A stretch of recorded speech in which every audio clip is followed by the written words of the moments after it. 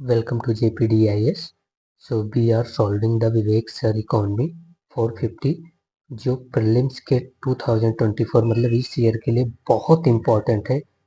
इस इकोनॉमी को आप करके जाइए, इसमें PYQ भी है और आपको बहुत हेल्प मिलेगी और हम इसमें को बहुत अच्छे से सॉल्व करेंगे with the extra information. Okay, so हम अभी तक 100 क्वेश्चन तक सॉल्व कर चुके हैं। तो from the 100 we will start, but before the starting from the 100 हम 100 क्वेश्चन को रिवीजन करेंगे, क्योंकि ये क्वेश्चन एक ऐसा क्वेश्चन है ना जो बहुत सारी बुक में कवर नहीं है अच्छे से, और ना टीचर ज़्यादा इस पे फोकस भी करते हैं क्योंकि यूपीएससी ने अब तक पूछा नहीं है।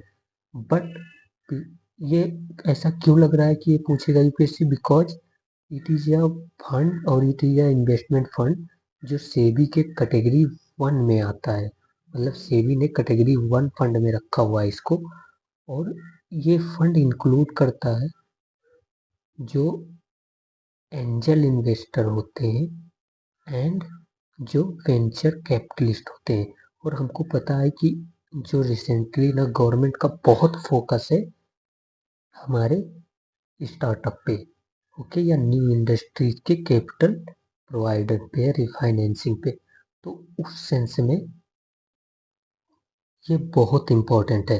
तो प्रेजेंट सर्कमस्टांसेस को ले तो ये क्वेश्चन हमारे लिए इम्पोर्टेंट है और इसीलिए हम इसे बहुत अच्छे से सॉल्व करेंगे। ओके, तो without wasting time late us start.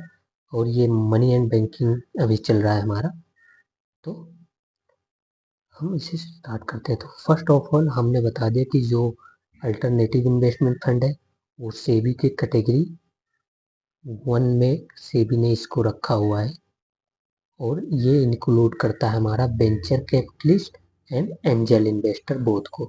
तो ये venture capitalist and angel investor होते कौन है, हम बिटवीन डिफरेंस भी देखेंगे, बट पहले ये याद रखिए जो दोनों इन्वेस्टर जो होते हैं या ये दोनों फंड प्रोवाइड कराते हैं ऐसी कंपनीज को जिसमें वो एक्सपेक्ट करते हैं ज़्यादा रिटर्न। ओके, इंटरेस्ट वो ज़्यादा एक्सपेक्ट करते हैं, तो उसी कंपनी को ये फंड प्रोवाइड कराते हैं, चाहे वो स्टार्टअप हो तो, ओके, या कोई ऐसी कंपनी हो जो अभी के सर्कमस्टांसेस में उसके शेयर की प्राइस बहुत कम है।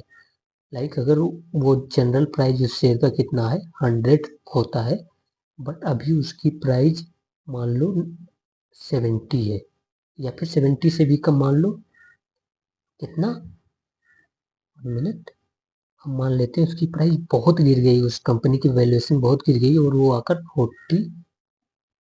40 पर रुकी है। तो अभी क्या करेंगे, कोई भी इन्वेस्टर जो जनरल इन्वेस्टर होगा या रिटेल इन्वेस्टर वो इस कंपनी में इन्वेस्ट नहीं करना चाहेगा। बट क्या करेंगे, जो मेनली जो venture capitalist invest, they invest in that company, और ये एक्सपेक्ट करते हैं कि जब कंपनी मतलब इसमें इन्वेस्ट करेंगे तो इस शेयर का प्राइस इंक्रीज होगा, और ये तो जब इंक्रीज होगा तो इनको बहुत ज़्यादा हाई रिटर्न मिलेगा। तो ये जो वेंचर कैपिटलिस्ट होते हैं ना, ये रिस्की कंपनी में इन्वेस्ट करते हैं। और अगर हम डिफरेंस की बात करें कि वेंचर कैपिटलिस्ट और हमारे एंजल इन्वेस्टर में डिफरेंस क्या है, तो मेन डिफरेंस ये जान रहे हैं, जो एंजल इन्वेस्टर होते हैं ना वो अपना पैसा, केवल अपना on money, they invest their on money in the startup. Okay, startup में वो अपना पैसा लगाते हैं। जो बट जो वेंचर कैपिटलिस्ट होते हैं ये ऐसे प्रोफेशनल्स होते हैं, प्रोफेशनल मतलब इन्वेस्टर्स होते हैं जो पैसा लगाते हैं हाई नेट इंडिविजुअल के, हाई नेटवर्थ इंडिविजुअल मतलब जो बड़े बड़े लोग होते हैं उनका पैसा लगाते हैं।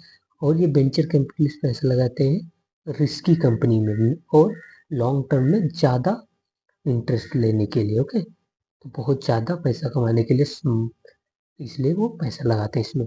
तो ये दोनों डिफरेंस याद रखना है कि एंजल इन्वेस्टर अपना पैसा लगाते हैं, बट हाई नेट जो ये वेंचर कैपिटलिस्ट होते हैं वो हाई नेटवर्थ इंडिविजुअल का पैसा इन्वेस्ट करते हैं कंपनीज में। और दोनों का एम जो होता है वो होता है कि हम अच्छा रिटर्न पाएं। तो इस बेसिस पे ये दोनों याद रखना। ओके, तो और ये दोनों जो है वो अल्टरनेटिव इन्वेस्टमेंट फंड में आते हैं। तो हम सॉल्व करते हैं। तो ये फर्स्ट स्टेटमेंट कह रहा है it is a privately pooled investment vehicle. Investment vehicle मतलब मान लो इन्वेस्टमेंट फंड होता है, ऐसा इन्वेस्टमेंट फंड जो अदर कंपनीज में इन्वेस्ट करेगा। ओके, तो investment vehicle establish in India and regulated by SEBI in category 1। ये भी याद रखना, इसमें नहीं दिया हुआ है, ये इवन इन एक्सप्लेनेशन में नहीं दिया हुआ है, जितना मैंने बताया तो सब याद रखना। ओके, तो फर्स्ट इज करेक्ट। सेकंड कह रहा है हमारा it collect fund from sophisticated investor. Sophisticated investor means high net worth individual, मतलब जिनके पास बहुत ज्यादा मान लो पैसा होता है, उनसे ये पैसा कलेक्ट करते हैं, चाहे वो फॉरेनर हो या इंडियन हो, दोनों। ओके, तो ये भी सही है हमारा। ओके, तो 2 इज आल्सो करेक्ट। थर्ड कह रहा है venture capital come under alternative investment fund. Yes, venture capitalist हो या फिर हमारे एंजल इन्वेस्टर्स हो, both come under the alternative investment fund. तो इस हिसाब से हमारा थर्ड भी सही है। तो हमारा करेक्ट ऑप्शन क्या हो जाएगा इसमें, all of the above. Okay, तो इतना आप याद रखना पूरा, मतलब बोलना तो है ही नहीं। ओके, तो और वेंचर कैपिटलिस्ट और एंजल इन्वेस्टर का डिफरेंस भी पता होना चाहिए, जो मैंने बताया है वो याद होना चाहिए। ओके, तो 101 क्वेश्चन देखते हैं। आप स्किप मत करना और अच्छा लगे तो सब्सक्राइब कर लेना प्लीज। ओके, सो इसमें पूछ रहा है ये कि क्राउड फंडिंग क्या होता है। क्राउड फंडिंग आप मतलब सोचिए एक माध्यम से क्राउड फंडिंग क्या होगा। क्राउड फंडिंग ऐसा जहाँ पर लार्ज नंबर ऑफ इन्वेस्टर या पीपल फंड करें किसी को, वो क्राउड फंडिंग होगा।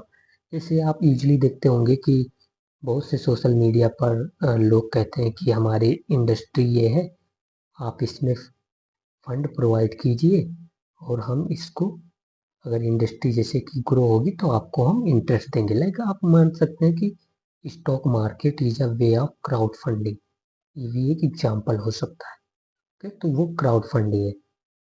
तो अब हम देखते हैं, या फिर आपने सुना होगा जो सेल्फ हेल्प ग्रुप होते हैं ना, वो भी क्या करते हैं कि एक उनका फंड होता है, तो उसमें सभी लोग थोड़ा थोड़ा पैसा देते हैं और फिर वो फंड एक इंसान को दे दिया जाता है उसके ग्रो करने के लिए, फिर दूसरे टाइम दूसरे पर्सन को दिया जाएगा, फिर तीसरे, या फिर आप अदर में समझ सकते हैं कि इसे म्यूचुअल फंड होता है। इट इज ऑल्सो अकाउंट, मतलब एक म्यूचुअल फंड क्रिएट हुआ, इसमें बहुत सारे लोग इन्वेस्ट करेंगे, फिर ये म्यूचुअल फंड जाकर किसी इंडस्ट्री में इन्वेस्ट करेगा, और जितना जो ओवरऑल एवरेज जो बेनिफिट होगा, वो जो इन्वेस्टर्स हैं यहाँ पर ना, इनके एवरेज इन्वेस्टमेंट के अकॉर्डिंग इनको बेनिफिट डिस्ट्रीब्यूट कर दिया जाता है। तो ये सब मतलब एक आप आमतौर पर ले सकते हैं क्राउड फंडिंग। तो हम देखते हैं कि इसमें इन्वेस्ट क्या होता है। फर्स्ट इन्वेस्ट का ऑप्शन कह रहा है कि it is a method of financing through internet और social media. Yes, it is correct. या फिर आप मतलब आप ये भी समझ सकते हैं, जो हमारा केयर फंड था प्राइम मिनिस्टर, उसमें भले वो नहीं मिलता, मतलब इंटरेस्ट नहीं मिलता, बट वो भी कैसे फंड किया गया, क्राउड के द्वारा। मतलब ऑल पॉपुलर जो पीएम केयर फंड था, उसमें large number of people social media के थ्रू ही तो उन्होंने डोनेट किया। तो ये भी एक आप समझ सकते हैं क्राउड फंडिंग के आमतौर पर ही। ओके, तो इट इज, या कोई जैसे कि आप एनजीओ वगैरह होते हैं, वो भी क्राउड फंडिंग करके सोशल वेलफेयर करते हैं। तो बहुत सारे एग्जाम्पल। तो it is a method financing through internet and social media, it is correct. Second कह रहा है small amount of money are raise from large number of investor, it is also correct if you have understood. And third is saying that it is also referred as marketplace financing. Marketplace financing means large number of people. Okay, market में से finance लिया जाता है तो market place finance. तो it is correct. मतलब ऐसा नहीं है कि कोई एंजल इन्वेस्टर इसमें फंड कर रहा है। मार्केट प्लेस मतलब एंजल इन्वेस्टर या वेंचर कैपिटलिस्ट नहीं, large number of people will be fund और गिव द फाइनेंस और प्रोवाइड द फाइनेंस। तो इट इज आल्सो करेक्ट। तो हमारा थर्ड भी इसमें करेक्ट हो जाए। तो ऑप्शन क्या होगा? All of the above. Okay okay, so next question देखते हैं। ये कह रहा है consider the following statement regarding exchange traded fund. तो एक्सचेंज ट्रेडेड फंड क्या होता है? इसे आप म्यूचुअल फंड की तरह ही समझ सकते हैं, बट एक डिफरेंस है कि जब आप कोई म्यूचुअल फंड बाय करते हैं, अगर आपने कभी बाय किया है, तो आप उसको ट्रेड नहीं कर सकते। मतलब आप म्यूचुअल फंड का ट्रेड नहीं कर सकते, like a buying and selling of share. Okay, but जो एक्सचेंज ट्रेडेड फंड होता है ना, उसको आप शेयर की तरह बाइंग एंड सेलिंग कर सकते हैं। तो ये याद रखना। ओके, तो इस हिसाब से हम सॉल्व करते हैं क्वेश्चन। तो म्यूचुअल फंड की तरह होता है, बट अब म्यूचुअल फंड का क्या काम क्या होता है? म्यूचुअल फंड को मैंने बताया कि जैसे ये एक म्यूचुअल फंड है, इसमें हम लोगों ने इन्वेस्ट किया, मान लो ये 1000 रुपये। ओके, 1000 मान लेना उसे। 500 दूसरे ने किया, तीसरे ने किया 5000 रुपये। तो अगर ये मान लीजिए म्यूचुअल फंड किसका है? बैंक का है। तो अब इसमें ये डिसाइड है कि जो पैसा इन तीनों से आएगा ना, वो बैंक में इन्वेस्ट होगा, बैंक के शेयर में इन्वेस्ट होगा। और जो प्रॉफिट आएगा, तो ये जिसने ज़्यादा इन्वेस्ट किया उसको ज़्यादा प्रॉफिट मिलेगा, जिसने कम इन्वेस्ट किया उसको कम प्रॉफिट मिलेगा। मतलब उसी रेशियो में मिलता है। ओके, तो इसी तरह काम करता है हमारा एक्सचेंज ट्रेडेड फंड। तो उसमें भी यही काम होगा, बट जो ये 5000 जिसने इन्वेस्ट किया, 500 जिसने, इनके पास एक शेयर की तरह डॉक्यूमेंट होगा जो कि वो बाइंग एंड सेलिंग कर सकते हैं बॉम्बे स्टॉक एक्सचेंज या मान लो स्टॉक मार्केट में। तो ये डिफरेंस होता है इन दोनों में। तो आप देखते हैं ऑप्शन। ओके, तो ये कह रहा है exchange traded fund are traded like a stock, yes, and can be bought and sold throughout the day. Of course it is correct. Okay, इससे बाइंग सेलिंग कर सकते हैं स्टॉक की तरह। फिर कह रहा है इस exchange traded fund can be use as a vehicle. Vehicle मतलब कह सकते हो वे, या फिर कह सकते हो कि व्हीकल ये से way for the disinvestment, या इसको आप जैसे fund for disinvestment. Yes, तो डिस इन्वेस्टमेंट क्या होता है? जब गवर्नमेंट जो होता है वो अपना लार्ज होल्डिंग मतलब 51% पीएसयू का प्राइवेट सेक्टर को दे दे शेयर। 51% शेयर पीएसयू का प्राइवेट सेक्टर को दे दे, तो सेल कर दे। स्पेशली देने का मतलब यहाँ सेल कर दे, तो वो हो जाता है डिसइन्वेस्टमेंट। तो एक्सचेंज ट्रेडेड फंड से डिसइन्वेस्टमेंट हो सकता है। कैसे होगा डिसइन्वेस्टमेंट एक्सचेंज ट्रेडेड फंड से?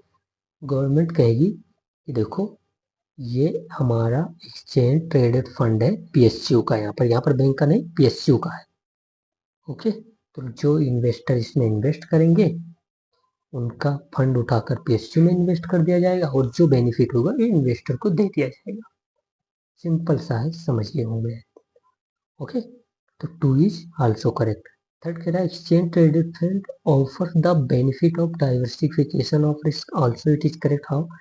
मतलब मान लो कि जो पीएसयू मतलब जो यहाँ पर एक्सचेंज ट्रेडेड फंड या म्यूचुअल फंड जो होता है वो diversification of risk he provide करता है। ओके, कैसे? क्योंकि ये बहुत सारे कंपनी में इन्वेस्ट कर, जितने भी पीएसयू मान लो पब्लिक सेक्टर बैंक भी एक पीएसयू में इन्वेस्ट करेगा, कोल इंडिया में इन्वेस्ट करेगा, फिर अगर एयर इंडिया का शेयर है तो उसमें भी गवर्नमेंट इन्वेस्ट करेगा। तो इसमें जैसे कि एक मान लो माइनस में पब्लिक सेक्टर का शेयर माइनस में चल रहा है, 1 मिनट आउट साइड वाइज आ रही है। Okay, so diversification of risk provide करेगा। मान लो पब्लिक सेक्टर बैंक का शेयर माइनस में जा रहा है, तो ऐसा जरूरी थोड़ी है कि कोल इंडिया भी माइनस में चला जाए, फिर एयर इंडिया और जितने भी पीएसयू सब माइनस में जाएगा। तो रिस्क कम हो जाता है इस एक्सचेंज ट्रेडेड फंड में। ओके, तो दैट इज आल्सो करेक्ट। तो 1 2 3 आर करेक्ट। आई होप समझ चुके होंगे हम। ओके, तो अब नेक्स्ट देखते हैं। बोर मत होना, आराम से थोड़ा, अगर आपको ऐसा लगता है तो आप स्पीड इंक्रीज कर सकते हो यूट्यूब से। फिर देखते हैं which of the following statement are true regarding impact bond. Impact bond जो है ना, इसको आप मतलब जैसे कि हमने बहुत बार न्यूज में सुना कि जो सोशल इम्पैक्ट बॉन्ड है वो मतलब इशू किया गया, या फिर स्किल इम्पैक्ट बॉन्ड इशू किया गया। तो जो पहला इम्पैक्ट बॉन्ड इशू किया गया था वो मतलब मान लो जो नेशनल स्किल डेवलपमेंट कॉरपोरेशन है उसने क्या इशू किया, जो था वो स्किल सोशल जो स्किल जो है इम्पैक्ट बॉन्ड इशू किया इसने, national skill development corporation, sorry यहाँ कॉरपोरेशन। ओके, तो इसने स्किल इम्पैक्ट बॉन्ड इशू किया। इसमें एक प्रोविजन आप याद रखना कि जो 60% जो फंड होगा ना वो वुमेन की तरफ जाएगा, वुमेन को स्किल प्रोवाइड में। ओके, तो ये आप सब याद रखना। और एक बात इम्पैक्ट बॉन्ड के बारे में ये भी याद रखना कि जो इससे जो पैसा आता है ना वो इन्वेस्ट होता है हमारा ऐसे प्रोजेक्ट में, ऐसे प्रोजेक्ट में जो जिसका मतलब आप मान लो जो जिसके मतलब इसका जो रिटर्न होगा, और जो ऐसे प्रोजेक्ट होंगे जो सोशली पॉजिटिव रिटर्न देंगे। मतलब लाइक अगर मान लो सोशल इम्पैक्ट बॉन्ड मतलब इशू किया गया for the like pollution control, मान लो पोल्यूशन कंट्रोल की टेक्नोलॉजी लाएंगे और डिप्लॉयड करेंगे, तो ये सोशली सबके लिए बेनिफिशियल है। या मान लो कोई सोशल इम्पैक्ट बॉन्ड इशू किया गया कि हम जो यहाँ पर फॉरेस्ट है उसको हम लाइक अ ग्रीन बॉन्ड हो, तो उसके लिए हम जो कम्युनिटी फॉरेस्ट है, जो विलेज फॉरेस्ट है उसके लिए। या फिर इम्पैक्ट बॉन्ड इशू किया गया कि हम जो विलेज है वहाँ की रोड सड़क इन सबको अच्छा करेंगे। तो ये सब सोशली जो अच्छा रिटर्न देते हैं। और इसका एक बात याद रखना, ये जो होता है वो आउटकम पर डिपेंड होता है। मतलब इम्पैक्ट ये आउटकम बेसिस होता है। मतलब अगर आप सोशल इम्पैक्ट बॉन्ड खरीदते हैं तो उसका आउटकम के बेसिस पे इसका रिटर्न भी बेस्ड होता है। तो ये दोनों अब आप समझ चुके होंगे, तो चलिए सॉल्व करते हैं। सब्सक्राइब बाय गवर्नमेंट ऐसा तो कुछ है ही नहीं, मतलब गवर्नमेंट इशू कर सकती है, गवर्नमेंट के जो पीएसयू है इशू कर सकते हैं, बट गवर्नमेंट क्या सब्सक्राइब करेगी इसे। ओके, तो इट इज इनकरेक्ट। फिर कह रहे हैं private sector finance the bond issuance. Yes, private sector can finance the bond. Okay, फिर repayment is based on the agreed upon outcomes. Yes, मैंने बताया जैसे कि जो रिपेमेंट होता है इस बॉन्ड का वो इस पे बोला था कि आपने जो पैसा लिया वो कहाँ इन्वेस्टमेंट किया या उसका आउटकम क्या है, उस पर रिपेमेंट बॉन्ड का डिपेंड होता है। तो it is also correct. Okay, तो हमारा 2 and 3 are in this situation are correct. Okay, तो अब हम देखते हैं इसका 2 and 3 आर करेक्ट। 4 भी है स्टेटमेंट, वो भी देख लेते हैं। ये कह रहा है कि this instrument is use to fund social development. वही बताया जो सोशल डेवलपमेंट एक्टिविटीज होती हैं, जो सोशल वेलफेयर के लिए प्रोजेक्ट होते हैं उस पे इन्वेस्ट किया जाता है, फंड यूज किया जाता है। तो इट इज आल्सो करेक्ट। तो उसमें 1 इनकरेक्ट है तो ये गया, ये गया। 2 and 3 तो ऐसे मतलब करेक्ट हो गया, और 4 हमने देखा करेक्ट। तो ऐसे भी आप मतलब एलिमिनेशन से सॉल्व कर सकते हैं। बट अभी जैसे मैं आपको यहाँ पर नॉलेज के लिए बता रहा हूँ तो एलिमिनेशन बाद में देखेंगे, भी नॉलेज। और एक बात याद रखना, जो सोशल इम्पैक्ट बॉन्ड है वो वर्ल्ड में सबसे पहले यूके ने इशू किया था। ये भी याद कर पाओ तो याद कर लेना। ओके, तो इट इज ऑल करेक्ट। तो 1 इज करेक्ट एंड 2 3। 4 कह रहा है consider the following statement regarding surety bond.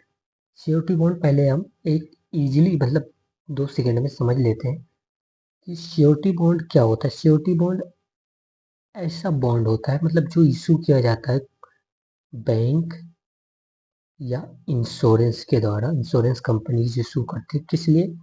जैसे मान लो कि ये गवर्नमेंट है, ये कौन है? गवर्नमेंट है, और ये क्या है? प्राइवेट सेक्टर है या कोई प्राइवेट इंडिविजुअल है या कॉन्ट्रैक्टर है। तो गवर्नमेंट ने कहा कि प्राइवेट सेक्टर को कि आपको ये रोड बनाकर देनी है। तो प्राइवेट सेक्टर के और गवर्नमेंट के बीच कॉन्ट्रैक्ट होगा कि हाँ 6 महीने में ये बनाकर दे देंगे और इतना करोड़ रुपए गवर्नमेंट प्रोवाइड कराएगी, मान लो 15 करोड़ रुपए। ओके, तो अब 6 महीने की कॉन्ट्रैक्ट हो गया गवर्नमेंट, मतलब 6 महीने में प्राइवेट इंडिविजुअल जो है, ये कॉन्ट्रैक्टर जो है, इसको प्रोजेक्ट कंप्लीट करना पड़ेगा। बट गवर्नमेंट कैसे मतलब श्योर हो कि तुम कंप्लीट कर दोगे?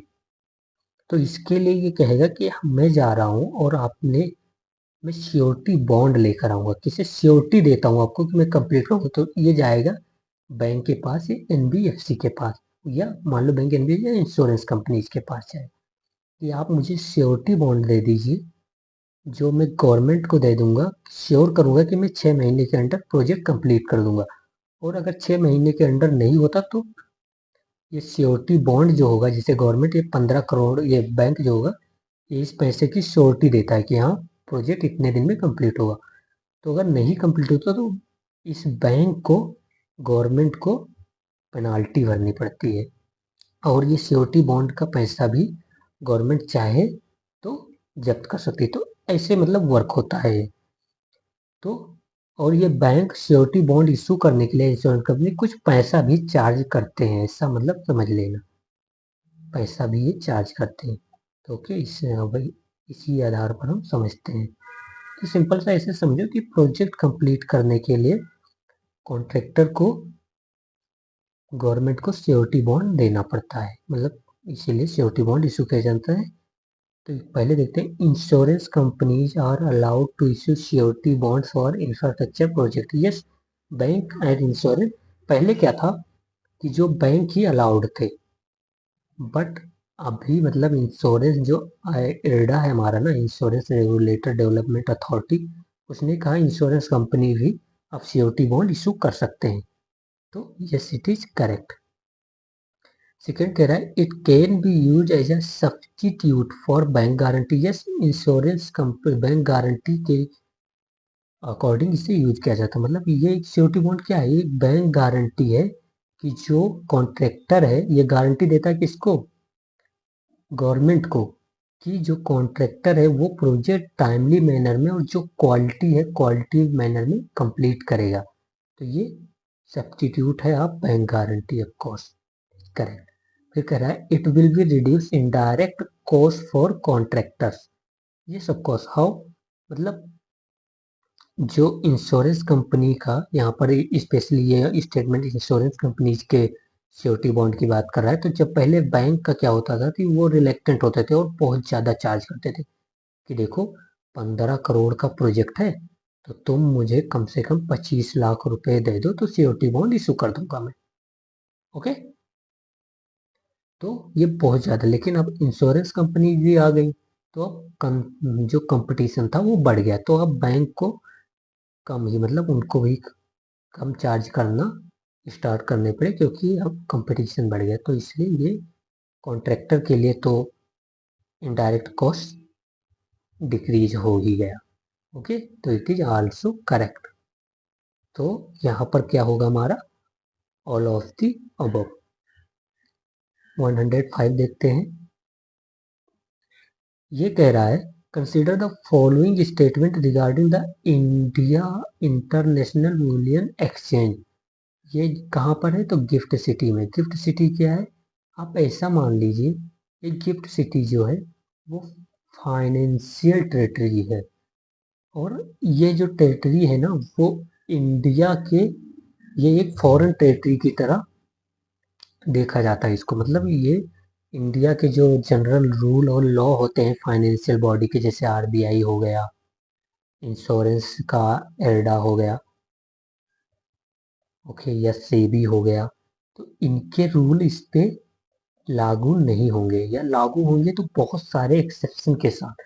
तो जो इंटरनेशनल बुलियन एक्सचेंज है वो इस्टेब्लिश है गिफ्ट सिटी में, जो कि है गांधीनगर में, और जो ये गिफ्ट सिटी है ना, ये ट्रीट की जाती है as a financial, as a foreign territory in India. Okay, तो ये पहली बात, बुलियन एक्सचेंज क्या, बुलियन एक्सचेंज मान लो जो ये फिजिकल गोल्ड होता है उसको हम बुलियन कहते हैं। ओके, तो फिजिकल गोल्ड को हम क्या कहते हैं, फिजिकल गोल्ड बुलियन कहते हैं। तो ऐसा मान लीजिए।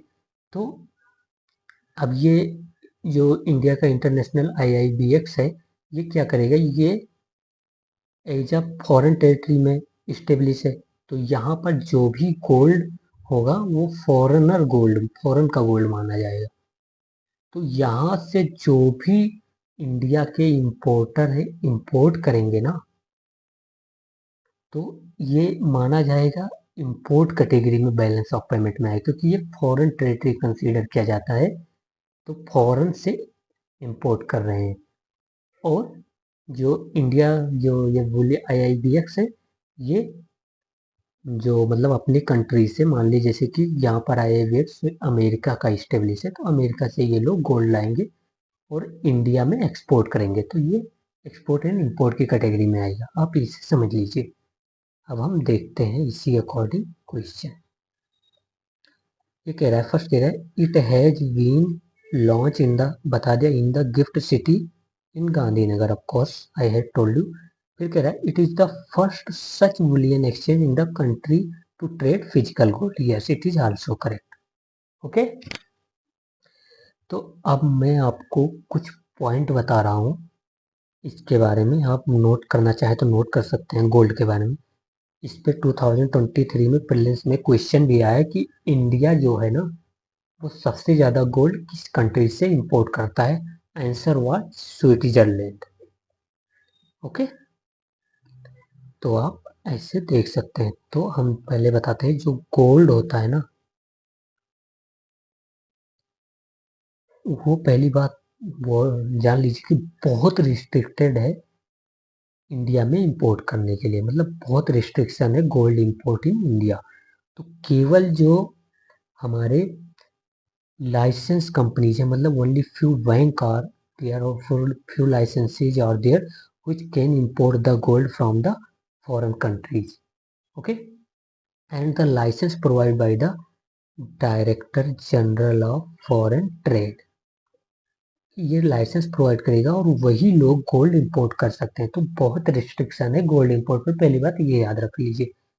And second thing is that India जो है ना, वो लार्जेस्ट, सेकेंड लार्जेस्ट जो है वो गोल्ड इंपोर्टेड है आफ्टर द चाइना। तो चाइना क्या है, फर्स्ट है, फिर इंडिया जो है वो सेकेंड पे है। तो ये भी आप रख लेना। और सेकेंड जो गोल्ड डिपॉजिट है वो आई थिंक ऑस्ट्रेलिया में सबसे ज्यादा है।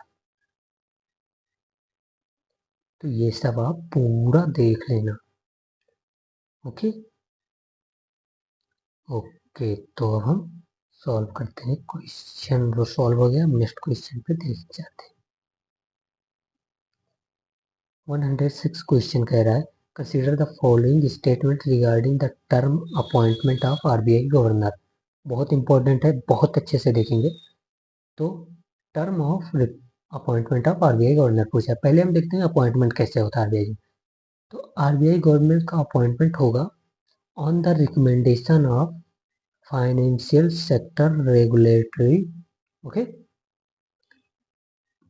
Appointment searching committee, financial sector regulatory appointment searching committee.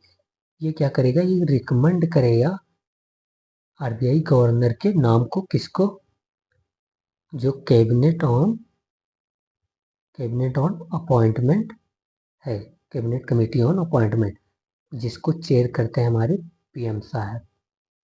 तो उनको ये रिकमेंड करता है इसको, और प्राइम मिनिस्टर फाइनल अपॉइंटमेंट देते हैं। ओके, तो ये आप याद कर लीजिए। ओके, और सेकेंड थिंग याद रखना कि जो यहाँ पर हमारा RBI एक्ट है 1934 का, वो कहता है कि जो आरबीआई में है ना, वहाँ एक गवर्नर और क्या हो सकते हैं, not more than 4 deputy governor, इतने ही हो सकते हैं। ये आरबीआई एक्ट में मेंशन है। और इन जो दोनों का जो टर्म होगा वो 5 ईयर का होगा, मतलब ओनली। और दोनों, मतलब चाहे गवर्नर हो या डिप्टी गवर्नर हो, reappointment both the case are possible. Okay, तो इतना आप याद रख लीजिए। तो अब हम सॉल्व करते हैं। अगर आपने देखा होगा तो अब सॉल्व करते हैं क्वेश्चन। ये कह रहा है as fixed by the central government, जो मतलब टर्म होता है वो फिक्स किया जाता है central government, while appointing not exceeding 5 years and eligible for reappointment. Yes, it is correct. Central government के द्वारा ही फिक्स किया जाता है अपॉइंटमेंट के टाइम, मतलब वो 2 ईयर के लिए भी अपॉइंटमेंट कर सकता है सेंट्रल गवर्नमेंट, 3 ईयर के लिए अपॉइंटमेंट कर सकता है, 5 ईयर के लिए अपॉइंटमेंट कर सकता है, but not 6 year. Only 5 year तक, अप टू 5 ईयर तक अपॉइंटमेंट कर सकते हो। रीअपॉइंटमेंट पॉसिबल है, जिससे हमें शक्तिकांता दास के बारे में पता है कि रीअपॉइंटमेंट उनका हुआ है। तो ये सही है हमारा। और एक बात याद रखना कि जो कन्वेंशन ऐसा चलाया था, जो फर्स्ट टाइम जब अपॉइंटमेंट करते हैं गवर्नर को, तो यूजुअली गवर्नमेंट जो होती है वो 3 ईयर के लिए गवर्नर को अपॉइंटमेंट करती है। ओके, 3 ईयर के लिए अपॉइंटमेंट करती है और फिर उसका टर्म इंक्रीज करके 5 ईयर तक ले जाती है। तो ये याद रखना, कन्वेंशन है 3 ईयर का, बट जो एक्ट में मेंशन है वो 5 ईयर के लिए है। कन्वेंशन का भी यहाँ पर दिया हुआ है, ये बताते हैं। ये देखिए टू, ये कह रहा है as a fixed by the central government while appointing not exceeding 3 years and will be eligible for reappointment. It is as a convention, but it is incorrect. तो पहला ही करेक्ट था। 107 क्वेश्चन देखते हैं हम। ये कह रहा है वन मिनट, ये कह रहा है हमारा consider the, sorry one minute please, थोड़ा इंक्रीज कर। ऐसे कह रहा है फॉलोइंग स्टेटमेंट पर बात करने में, bank require prior approval of RBI for appointment of directors. Yes, it is true. जो बैंक होते हैं ना, वो उनको प्रायर अप्रूवल आरबीआई का रिक्वायर्ड होता है in the case of appointment of directors. And more over the RBI, जो आरबीआई है ना, वो सुपरसीड कर सकता है, सुपरसीड कर सकता है board of director of bank with the consultation of कौन सा, central government. And even RBI can appoint extra extra board of director in bank. तो one is correct in this case. फिर कह रहा है यहाँ पर management of public sector bank is under 12 regulation central government and RBI. Yes, it is correct. क्योंकि जो public sector bank का मैनेजमेंट है वो सेंट्रल गवर्नमेंट भी देखती है और आरबीआई भी देखता है। बट एक बात याद रखना, जो आरबीआई है उसको बहुत कम पावर है in case of public sector bank. Okay, वो आरबीआई ना पब्लिक सेक्टर बैंक को, जो बोर्ड ऑफ डायरेक्टर है उनको रिमूव नहीं कर सकता। And RBI even can not supersede board of director और अपॉइंट एक्स्ट्रा डायरेक्टर, और even RBI can not merge the public sector bank without the central government. तो ये याद रखना आप। तो in this case both the statement are correct. 108 देखते हैं। फिर इसमें कह रहा है स्टेटमेंट कुछ है, उनको हमें सॉल्व करना है। Following statement, RBI is wholly owned by government of India, yes RBI is completely owned by government of India. 100% share जो आरबीआई का है वो गवर्नमेंट ऑफ इंडिया के पास है, जो कि 1948 में आरबीआई शेयर ट्रांसफर हुआ था प्राइवेट सेक्टर से गवर्नमेंट ऑफ इंडिया के पास, ये याद रखना। ओके, और एक बात आपको ये पता होना चाहिए, जो यहाँ पर दिया है, देखिए RBI surplus transfer to the central government has steadily decrease in the last 5 year. Steadily मतलब लगातार डिक्रीज हुआ है, ऐसा नहीं है। बट यहाँ पर एक बात याद रखने वाली बात ये है कि जैसे कि आरबीआई जो गवर्नमेंट ऑफ इंडिया, आरबीआई का 100% शेयर है 1948 में आ गया, तो अब जिसके पास शेयर है ना उसको डिविडेंड भी मिलना चाहिए, तो इसीलिए जो आरबीआई का सरप्लस होता है डिविडेंड भी मिलेगा किसको, गवर्नमेंट ऑफ इंडिया को। ओके, और आरबीआई का जो सरप्लस होगा वो गवर्नमेंट को ट्रांसफर होगा एवरी ईयर में। बट एक बात और याद रखना, जो आरबीआई एक्ट है वो कहता है कि आरबीआई सरप्लस तो ट्रांसफर करेगा गवर्नमेंट ऑफ इंडिया को, but after the maintaining of contingency reserve. Contingency reserve मतलब कोई अनफॉर्सीन या कोई ऐसा फ्यूचर में ऐसा सिचुएशन आ जाए जब बैलेंस ऑफ पेमेंट की क्राइसिस हो जाए या कोई फाइनेंशियल क्राइसिस हो जाए, तो उतना रिजर्व आरबीआई के पास होना चाहिए कि वो टेकल कर सके, इतना रिजर्व मेंटेन करेगा आरबीआई। तो ये सब नहीं मेंशन है इसमें भी, तो आपको ध्यान देना पड़ेगा। तो यहाँ पर हमारा एक स्टेटमेंट ही करेक्ट है, क्योंकि स्टेडली इंक्रीज और डिक्रीज नहीं हुआ है। फिर देख रहे हैं क्या है हमारा, consider the following statement regarding the economic capital framework of RBI. इसमें कह रहा है इकोनॉमिक कैपिटल जो फ्रेमवर्क ऑफ आरबीआई उसके बारे में बताना है हमको। ओके, तो ये कह रहा है आरबीआई एक्ट जो 1934 है ना, specify to keep some contingency buffer. मैंने बताया कि आरबीआई एक्ट में मेंशन है, दो चीजें मेंशन है कि पहला आरबीआई को कंटिजेंसी बफर बनाना है, दूसरा बफर बनाने के बाद जो सरप्लस है वो गवर्नमेंट ऑफ इंडिया को ट्रांसफर करना है, क्योंकि गवर्नमेंट शेयर होल्डिंग करती है, पूरी तरह से ओन करती है आरबीआई को। ओके, तो ये दोनों चीजें मेंशन है हमारे आरबीआई एक्ट में। आई थिंक सेक्शन 47 में मेंशन है ये दोनों चीजें, आरबीआई एक्ट सेक्शन 47। तो अगर यूपीएससी कभी ऐसा कहे कि ये कॉन्स्टिट्यूशन में मेंशन है या बैंकिंग रेगुलेशन एक्ट में मेंशन है तो गलत हो जाएगा। ओके ओके, तो ये याद रखना। तो यहाँ पर ये जो हमारा क्या है कि आरबीआई एक्ट स्पेसिफाई, यस वो स्पेसिफाई करता है कि कुछ कंटिजेंसी रिजर्व आरबीआई को रखना पड़ेगा।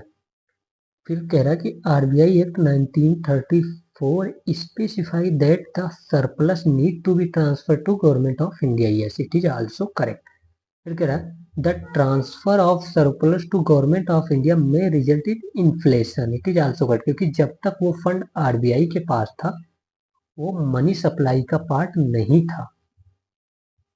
ओके, बट जैसे वो फंड गवर्नमेंट के पास गया वो मनी सप्लाई का पार्ट हो गया। अब गवर्नमेंट इन्वेस्ट करेगी तो वो फंड पब्लिक के पास जाएगा, और पब्लिक जब एक्सपेंड करेगी तो इन्फ्लेशन हो सकता है। मे लिखा है यहाँ पर, मस्ट नहीं, मे, तो it is correct. Okay okay, तो ये हमेशा डिस्प्यूट रहता है कि आरबीआई को कितना कंटीजेंस रिजर्व रखना चाहिए। गवर्नमेंट कहती है कि बहुत कम कंटीजेंस रिजर्व रखो, बट आरबीआई कहता है कि नहीं मुझे ज़्यादा रखना। तो इसी डिस्प्यूट को देखने के लिए एक कमेटी फॉर्म हुई थी, बिमल। ओके, याद रखना, अगर याद हो जाए तो ठीक है, नहीं तो कोई बात नहीं। बिमल जलन कमेटी, ओके, विमल जलान कमेटी फाउंड हुई थी। उसने कहा कि आप 5.5 से आरबीआई को बताया कि 5.5 से 6 0.5% ऑफ किसका आप बैलेंस शीट का कंटिजेंसी रिजर्व मेंटेन कर सकते हैं। तो ये याद रखना। ओके, तो तीनों स्टेटमेंट हमारे सही थे, उसमें बोलना मत। तो यहाँ पर क्या हो जाएगा हमारा all of the above. Okay okay, next देखते हैं 110 क्वेश्चन कह रहा है। ये कह रहा है कि consider the following statement regarding liquidity crisis in डेब्ट मार्केट। ओके, तो लिक्विडिटी क्राइसिस अगर डेब्ट मार्केट में तो क्या इम्पैक्ट पड़ेगा यही देखना है। It may cause due to default of the डेब्ट मार्केट। डिफॉल्ट मतलब मान लो कि फेलियर ऑफ डेब्ट मार्केट। तो अगर डेब्ट मार्केट फेल हो गई तो लोग क्या करेंगे, जो स्टॉक है या शेयर है उसकी सेल कर देंगे और मनी जो है वो होल्ड करना पब्लिक स्टार्ट कर देगी। तो इससे क्या होगा, स्टॉक और शेयर के प्राइस डिक्रीज हो जाएंगे। एंड मोर ओवर आप यहाँ पर ये समझ लीजिए कि अब इंडस्ट्री जो है ना उनका फंक्शन में भी प्रॉब्लम होगा। तो ये सब मतलब, तो ये ऑप्शन करेक्ट है। तो लिक्विडिटी क्राइसिस इसलिए, और अल्टीमेटली जब ये होल्डिंग हो जाएगी तो पब्लिक इन्वेस्ट करना बंद कर देगी। तो लिक्विडिटी की क्राइसिस मतलब लिक्विडिटी कम हो जाएगी मार्केट में या डेब्ट मार्केट में लिक्विडिटी कम हो जाएगी। Yes it is correct. फिर कह रहा है second, it may be called due to FPI running out of Indian market. Yes, अगर एफपीआई सेल कर रहे हैं जो अपना स्टॉक है वो, तो इससे भी लिक्विडिटी क्राइसिस हो सकती है डेब्ट मार्केट में। डेब्ट मार्केट मतलब जहां से गवर्नमेंट और इंडस्ट्रीज को पैसा उठाना है। तो जब सब शेयर ही सेल करके भाग रहे हैं, डेब्ट मार्केट से निकल रहे हैं, तो पैसा कहाँ, कौन इन्वेस्ट नहीं करेगा कोई, क्योंकि उस पर इंटरेस्ट रेट ही मतलब कम हो जाएगा ना उसका प्राइस वगैरह। फिर थर्ड कह रहा है इट मे, यहाँ पर देख लो सब में स्ट्रीम नहीं बता रहा है, may result in the hardening of interest rate. Yes हो सकता है, इंटरेस्ट रेट हाई हो सकता है क्योंकि लोग कैश को होल्ड करना स्टार्ट कर देते हैं। मतलब जो इन्वेस्ट नहीं करते अपने पास रखना स्टार्ट करते हैं तो लिक्विडिटी जो होती है कम हो जाती है। ओके, तो इसलिए इंटरेस्ट रेट इंक्रीज हो जाता है। Okay,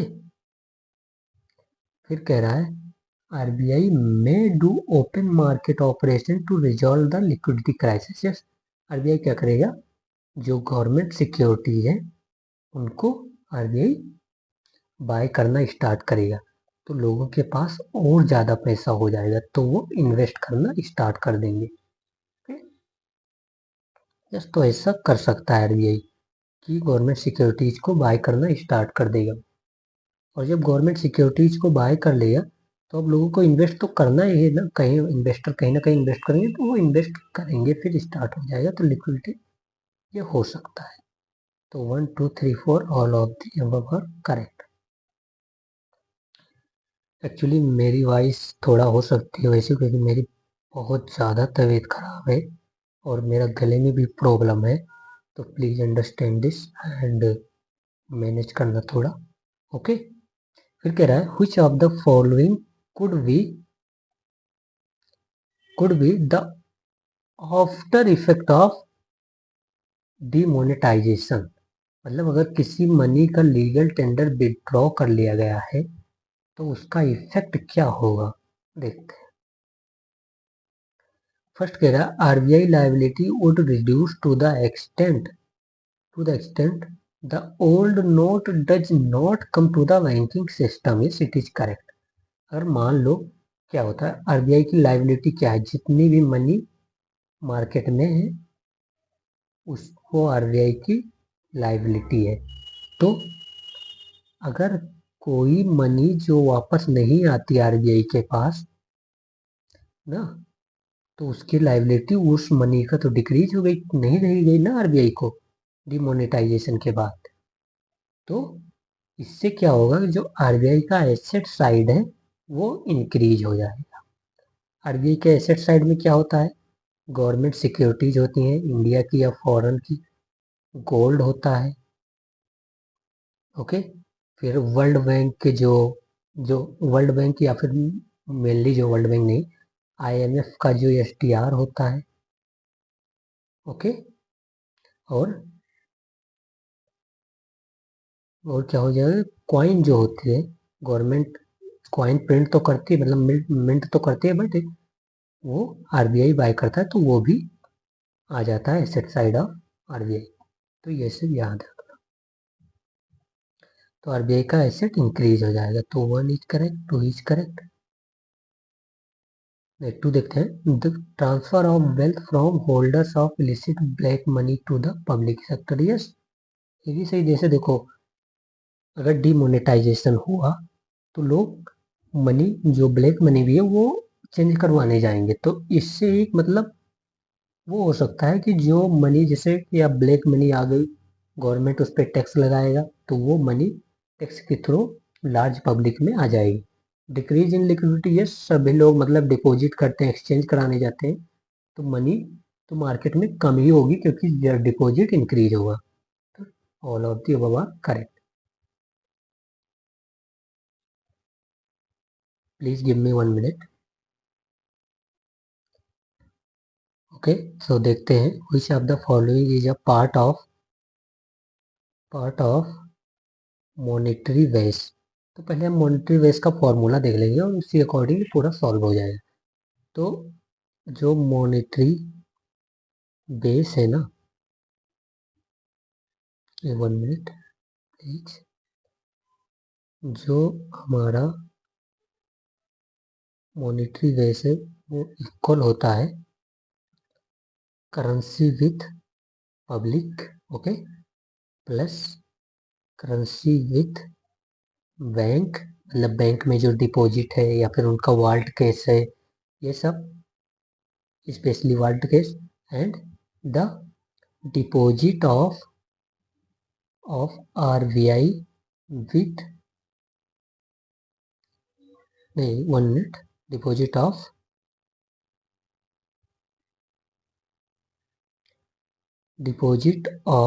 bank with RBI, like CRR, STF। अगर ये सब नहीं पता है तो आप पहले की वीडियो देखिए, उस सब में मेंशन है STF, या फिर रिवर्स रेपो रेट, इन सब से जो डिपॉजिट है आरबीआई के पास, ओके। तो अब हम देखते हैं, सॉरी, ओके, माइंड में तो होगा ही आपके। फिर दे रहा है मॉनेटरी बेस क्या है, कह रहा है कि currency notes and coins with public, मैंने बताया currency with public is a part of monetary base. फिर vault cash of commercial bank, yes it is also currency with bank is also part of. फिर deposit of commercial bank with RBI, it is also part of RBI. तो all of the above are correct इसमें, okay. तो याद हो जाना चाहिए था। फिर देखते हैं 113, कह रहा है reserve of commercial banks include which of the following. तो पहले रिजर्व देख लेते हैं क्या होता है, और ये आप याद रखना, ईपीएफओ में 2023 में उन्होंने पूछा था कि रिजर्व क्या है, ओके। तो ये आप ध्यान से देखना। तो रिजर्व जो होता है ना,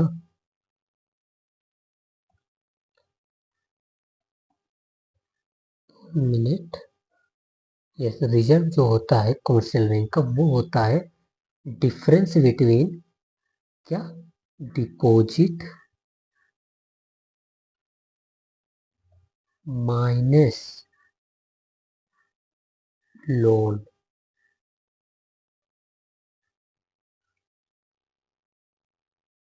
लोन या मनी लैंड्स, जो मनी लैंड कर दिया गया कमर्शियल बैंक के द्वारा, तो ये होता है हमारा reserve of commercial bank, okay. तो इसी आधार पर देखते हैं हम क्या क्या इंक्लूड करता है यही पूछा हुआ है इसमें।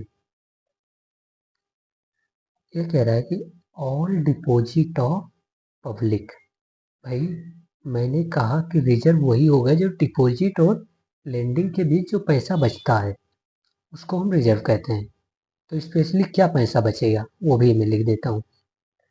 जैसे मान लो डिपॉजिट, ये एम कोई पर्सन है, उसने 100 रुपये डिपॉजिट किया। ओके, तो और ये क्या कोई कमर्शियल बैंक क्या करेगा, वो 100 का जो है वो 80 रुपीज़ लैंड कर दिया किसी को, करेगा ही ना।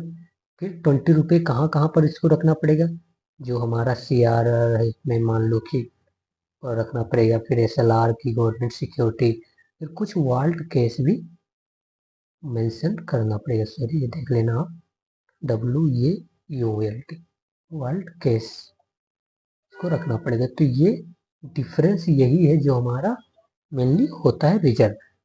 और मेनली जो करते हैं जब अगर बहुत ही ज़्यादा स्ट्रिक्ट है तो हम SLR या कोल्ड वगैरह ये देखते हैं रिजर्व में बहुत ज़्यादा, क्योंकि CRR तो चला जाता है RBI के पास। ओके, तो ये सब आप देखते रहे। ओके, तो अब देखते हैं हम क्वेश्चन। तो ऑल डिपॉजिट तो होगा ही नहीं क्योंकि डिपॉजिट तो पार्ट ही नहीं है रिजर्व का। फिर कह रहा है government security held by the banks, yes it would be reserve of the bank.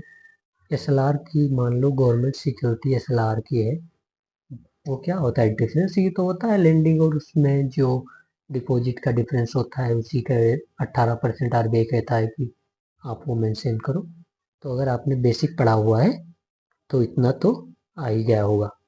Okay, आवाज़ धीरे धीरे धीमी हो रही है, पता नहीं गले में क्या हो गया है। तो it is correct, two is correct. फिर थर्ड कह रहा है कि cash held by the bank in their vault, I had told you.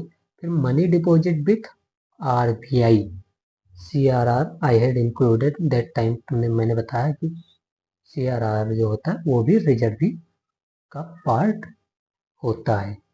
तो यहाँ पर क्या हो जाएगा, 2, 3 एंड 4 करेक्ट। तो ये याद रखना आप। ओके,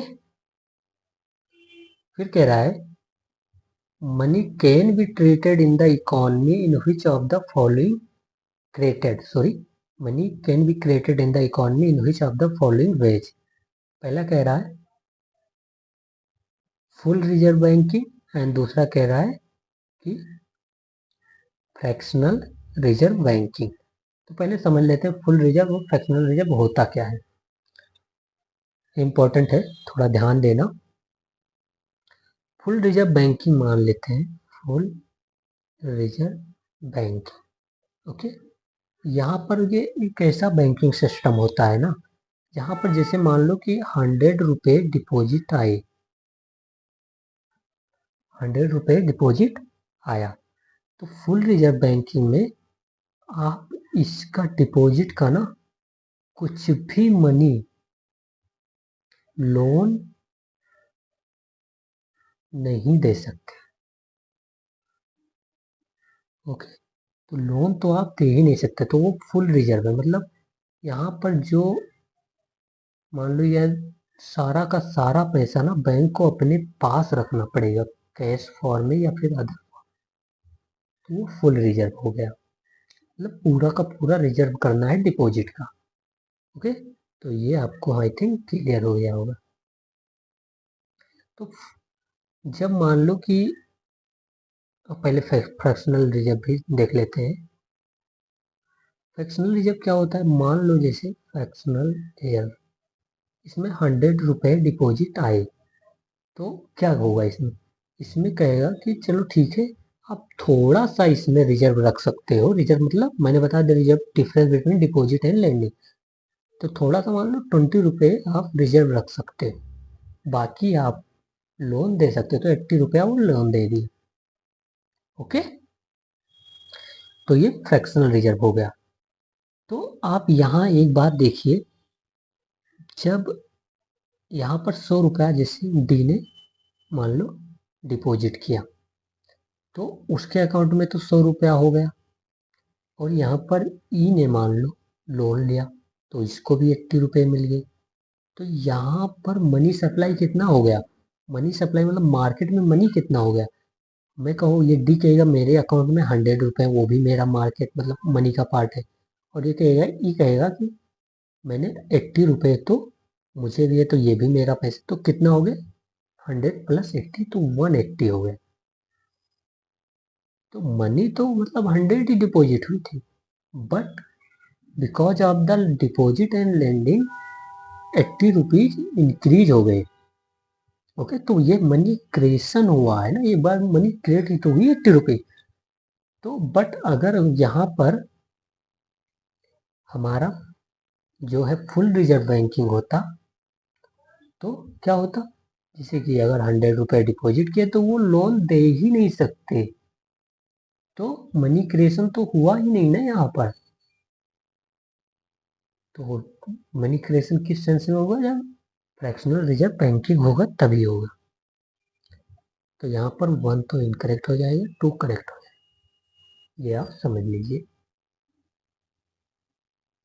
ओके, और एक आप फॉर्मूला अभी देखते हैं मनी मल्टीप्लायर का।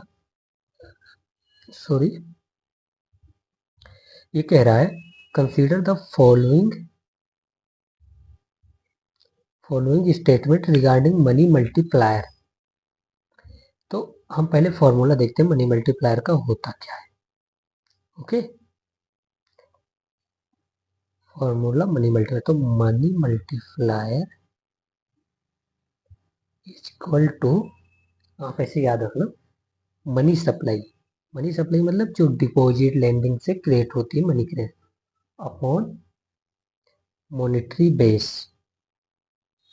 मॉनेटरी बेस में पहले बता चुका, जो करेंसी पब्लिक के पास हो या फिर बैंक में हो या आरबीआई के पास हो, मतलब मेनली जो यहाँ पर मनी मॉनेटरी बेस होता है वो M0 होता है। M0 मतलब आरबीआई ने जितना इजीली मतलब मनी प्रिंट किया है, प्रिंटेड मनी जो है, स्पेशली आप मान सकते हो। ओके, प्रिंटेड मनी जो है आरबीआई का वो मॉनेटरी बेस मान लेते हैं, जिससे मतलब बेस क्या है मनी का, मेन रूप से कितनी मनी प्रिंट हुई। क्योंकि हमें पता है जब डिपॉजिट लेंडिंग से तो जैसे 100 रुपये डिपॉजिट हुए, फिर मान लो 50 रुपये, सॉरी 100 रुपये डिपॉजिट हुए, 1 minute,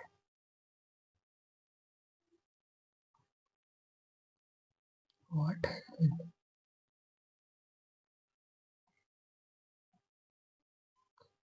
sorry 1 minute, I don't know what happened to it. देखते हैं, वेट प्लीज।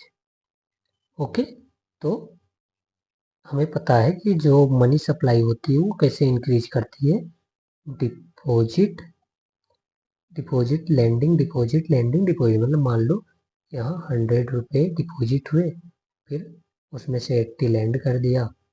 ओके, तो हमारा मनी सप्लाई कितना हो जाएगा, ये मनी सप्लाई हमारा हो गया 180 मार्केट में, क्योंकि दो लोग मतलब इसके पास भी 100 रुपये, मतलब जिसने यम ने मान लो डिपॉजिट किया उसके पास भी 100 रुपये हैं, वो कहेगा ना कि मेरे अकाउंट में 100 रुपये हैं, और जिसको मिला वो भी कहेगा कि देखो ये मेरे पास 80 रुपीज है। तो ये दो जगह काम कर रहा है ना, 100 रुपी 180 का काम कर रहा है, तो ये मनी क्रिएशन हुआ ना स्पेशली। तो ये आपको पता होना चाहिए। तो मनी सप्लाई ये होता है,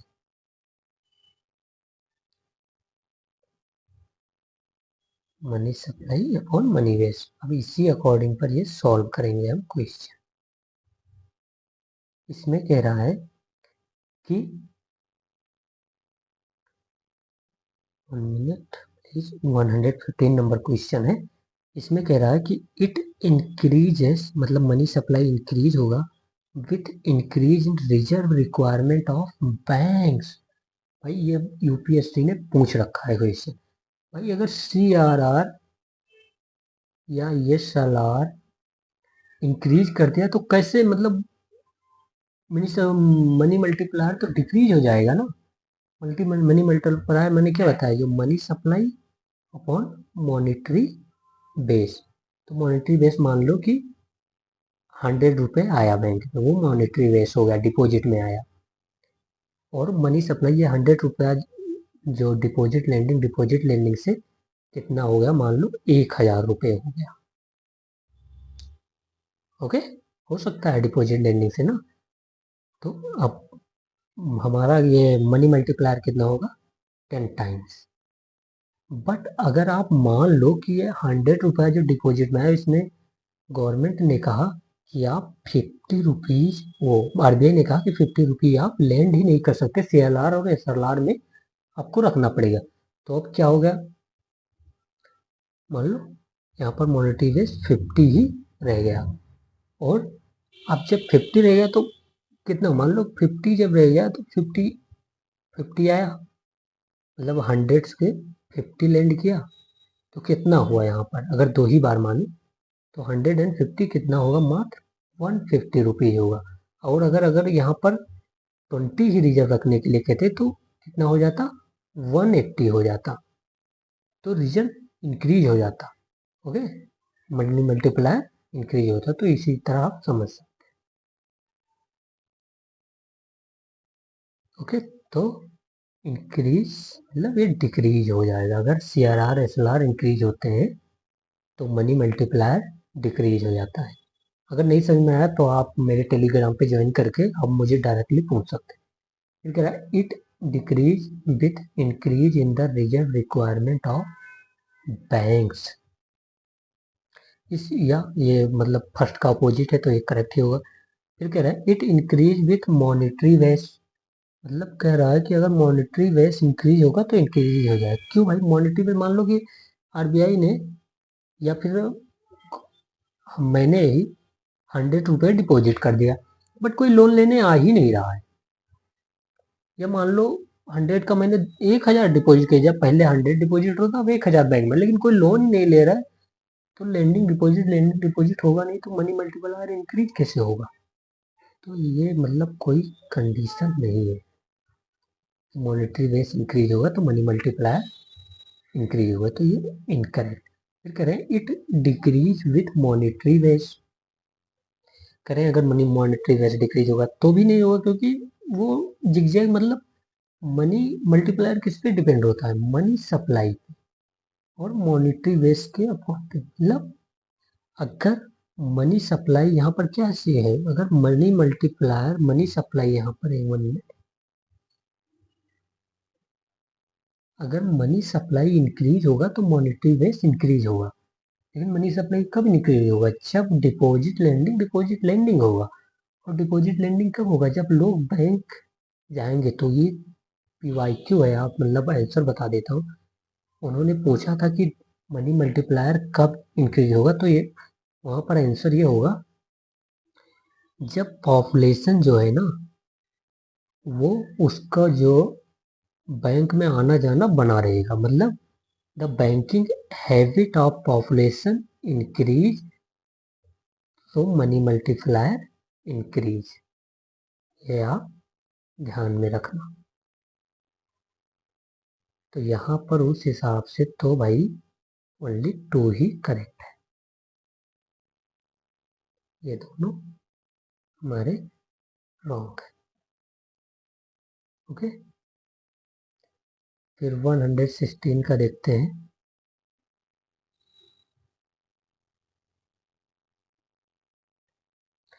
ये कह रहा है which of the following will increase monetary base। मतलब मॉनेटरी बेस कैसे इंक्रीज, मतलब हार्ड मनी जो होती है वो कैसे इंक्रीज हो जाए, जो आरबीआई हो वो ज्यादा मनी कैसे प्रिंट कर सकता है, इससे भी समझ सकते हो आप। ओके,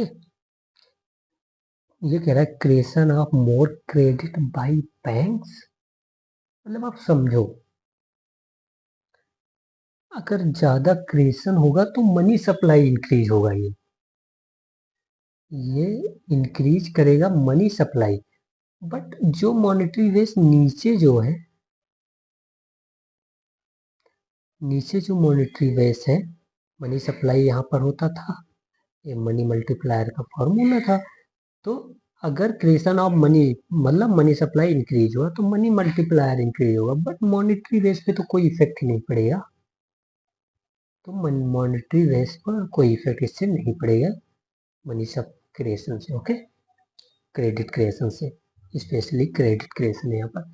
फिर कह रहे हैं ये गलत हो जाएगा इस हिसाब से, तो अगर कोई इफेक्ट नहीं पड़ेगा। फिर कह रहा है public withdrawing more cash from the bank.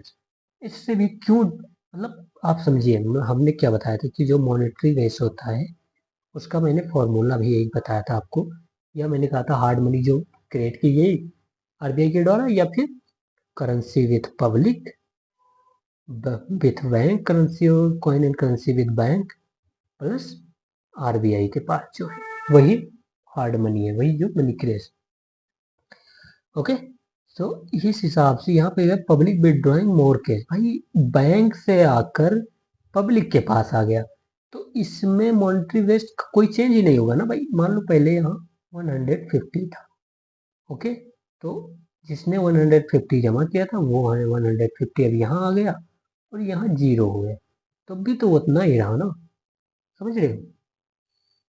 तो इस हिसाब से ये भी इनकरेक्ट हो जाएगा, दोनों इनकरेक्ट है। इम्पोर्टेंट था, शायद आपको समझ में आया होगा। फिर देखते हैं 117, मनी मल्टीप्लायर कह रहा है कि depends on which of the following. कह रहा मनी मल्टीप्लायर किस पे डिपेंड करता है। गले में बहुत दर्द हो रहा है। ओके, तो मनी मल्टीप्लायर किस पे डिपेंड करता है। मैंने बताया था मनी मल्टीप्लायर का फॉर्मूला आपको बांध लेना, money multiplier is equal to money supply on monetary base. सही, तो मनी मल्टीप्लायर या money supply upon monetary base. तो ये कह रहा है currency deposit ratio. Of course currency deposit ratio मतलब क्या होता है, जो डिपॉजिट मतलब करेंसी कितना पब्लिक के पास है, करेंसी विद पब्लिक, और उसका कितना पोर्शन वो डिपॉजिट कर रहे हैं। तो इस पे तो मनी मल्टीप्लायर डिपेंड ही करेगा, क्योंकि जब वो पब्लिक करेंसी डिपॉजिट करेगी कितना होगा उसके बाद, तो उससे मनी सप्लाई जो इंक्रीज होगा, और जब मनी सप्लाई पे इफेक्ट पड़ता है तो मनी मल्टीप्लायर पे भी इफेक्ट पड़ता है। ओके, तो 1 मिनट गले में थोड़ा। ओके, तो ये करेंसी डिपॉजिट रेशियो से फर्क पड़ता है। ओके, तो अब नेक्स्ट देखते हैं। सेकंड कह रहा है रिजर्व डिपॉजिट रेशियो। समझते हैं क्या है ये। रिजर्व डिपॉजिट रेशियो वो रेशियो होता है जो बैंक का, ये रेशियो है reserve of bank in respect to currency deposit of public. उसी को तो रिजर्व डिपॉजिट रेशियो कहते हैं, डिपॉजिट के रेशियो में बैंक का रिजर्व कितना है। ओके, तो क्या इस पे डिपेंड करेगा, बिल्कुल डिपेंड करेगा। अगर बैंक ज़्यादा रिजर्व रखता है तो मनी सप्लाई हमारा डिक्रीज हो जाएगा। ओके, क्योंकि हमें पता है कि अगर बैंक ज़्यादा रिजर्व रखेगा तो मनी सप्लाई डिक्रीज हो जाएगा, क्योंकि रिजर्व से मनी सप्लाई में बैंक जो है वो ज़्यादा मनी पंपिंग नहीं कर सकता है इकोनॉमी में। तो बोथ आर करेक्ट। अगर आपको बेसिक भी मतलब थोड़ा 1-2 बार पढ़ा होगा तो आपको समझ में आ जाएगा। फिर कह रहे हैं consider the following statement regarding money supply. ये कह रहा है it can be increase by increasing the money multiplier. मतलब कह रहा है मनी सप्लाई इंक्रीज किया जा सकता है अगर मनी मल्टीप्लायर इंक्रीज किया जाए। फॉर्मूला वही याद रखो, money multiplier upon money supply upon monetary वेस्ट। ओके, तो मनी मल्टीप्लायर जब इंक्रीज होगा तो मनी सप्लाई इंक्रीज होगा। मनी मल्टीप्लायर मतलब वही जो जिग जैग ज़्यादा होने लगे, डिपॉजिट लेंडिंग, तो उससे मनी सप्लाई तो इंक्रीज होगा ही हो। तो इससे हमारा जो होगा वो 1 तो करेक्ट है। कैन भी है वहां पर देख लीजिए, it can be increase by increasing the monetary base. क्या मॉनेटरी बेस से मनी सप्लाई इंक्रीज हो सकता है? चलिए देखते हैं। यहाँ पर हम इसको सॉल्व करते हैं। जो यहाँ पर हम कह सकते हैं जब money multiplier is equal to monetary base, okay कह सकते हैं ना, अपॉन मनी सप्लाई, ये फॉर्मूला हो सकता है। तो पूछा है हमसे कि मनी सप्लाई कैसे इंक्रीज। तो आप देखिए, अगर मनी मल्टीप्लायर ना भी इंक्रीज हो, मान लीजिए जैसे ये पहले 1 था और ये भी 1 था, तो मनी सप्लाई कितना हो जाएगा हमारा? 1 हो जाएगा। बट ये मनी मल्टीप्लायर मान लो 1 है, इंटू अब जो मॉनेटरी बेस है उसको मान लो 10 कर देते हैं, तो हमारा मनी सप्लाई क्या हो जाएगा? 10 हो जाएगा। तो मनी सप्लाई यहाँ इंक्रीज तो हो गया, तो उस हिसाब से दोनों इसमें करेक्ट है। और याद रखना कैन भी लिखा हुआ है, बहुत ज़्यादा मतलब अगेंस्ट में नहीं जाना है। Okay, so it is correct. Okay, so यहाँ पर दोनों करेक्ट था। नेक्स्ट देखते हैं, 119 क्वेश्चन कह रहा है, consider the following statement regarding the open market operation. Open market operation buying and selling of the government securities by the RBI. Okay, कह रहे हैं it change the monetary base. भाई मॉनेटरी बेस का formula अगर आपको याद है तो बहुत इस अच्छे से आप कर सकते हैं। तो कह रहा है ओपन मार्केट ऑपरेशन जो होता है वो मॉनेटरी बेस को चेंज कर देता है। ओके, और सेकंड कह रहा है it change the money supply. Money supply तो ओपन, जैसे देखो ओपन मार्केट ऑपरेशन से अगर आरबीआई जो है वो बाय कर रहा है तो पैसा दे रहा है मार्केट में, तो इससे मनी सप्लाई इंक्रीज हो जाएगा। मनी सप्लाई क्या है? Money supply is currency with public. Currency with public तो इंक्रीज ही हो जाएगा। ओके, और अगर आरबीआई सेल कर रहा है गवर्नमेंट सिक्योरिटीज, तो वो गवर्नमेंट सिक्योरिटी पब्लिक के पास आएगी और पब्लिक पैसा देगा, तो करेंसी विथ पब्लिक डिक्रीज हो जाएगा। तो मनी सप्लाई पे तो इफेक्ट पड़ेगा ही पड़ेगा। ओके, तो 2 तो करेक्ट है, अभी तक ये हमें पक्का पता है। फिर थर्ड कह रहा है इसमें कि ओके, थर्ड इसमें क्या कह रहा है, it change the money multiplier. Money multiplier change कर देगा। मनी मल्टीप्लायर क्यों, कैसे चेंज कर देगा? मतलब ये तो कोई मतलब कॉन्सेप्ट ही नहीं। मनी मल्टीप्लायर किस पे डिपेंड करता है? CRR, ESLR and deposit lending activities of bank, इतने से ही मनी मल्टीप्लायर चेंज होता है।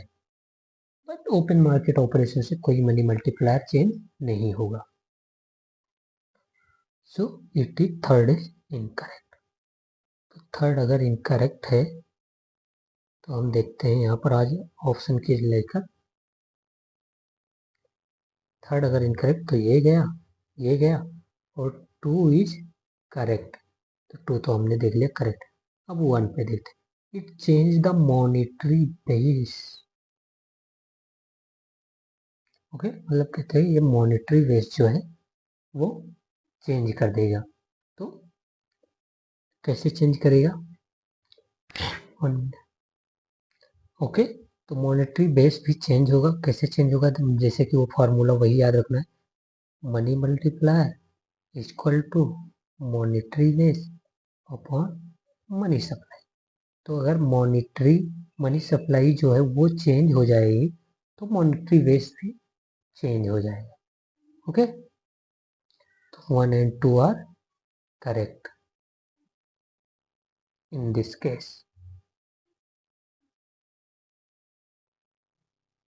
तो 1 and 2 are correct.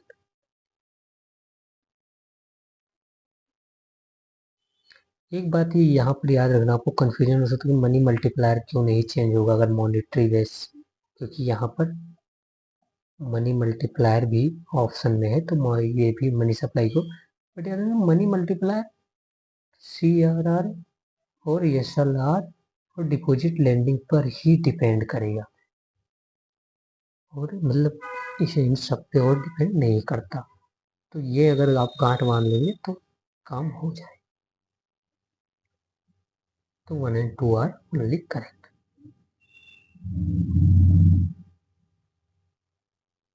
Okay, next देखते हैं। What happened?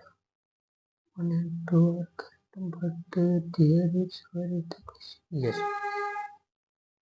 120 देखते हैं। Which of the following is not part of the money supply, मतलब कह रहे मनी सप्लाई का पार्ट नहीं होगा इन द इकोनॉमी। ओके, तो देखते हैं कि क्या मनी सप्लाई का पार्ट नहीं होगा।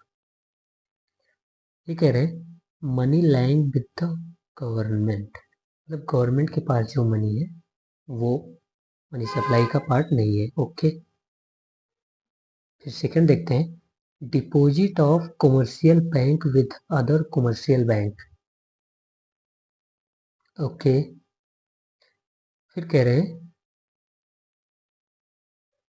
Money lying with the central bank, मतलब जो सेंट्रल बैंक के पास। ओके, यहाँ पर याद रखना नॉट पूछा है कि not a part of money supply, आप देख लीजिए नॉट, कंफ्यूज मत होइए, नॉट। ठीक है, deposit of public with commercial bank.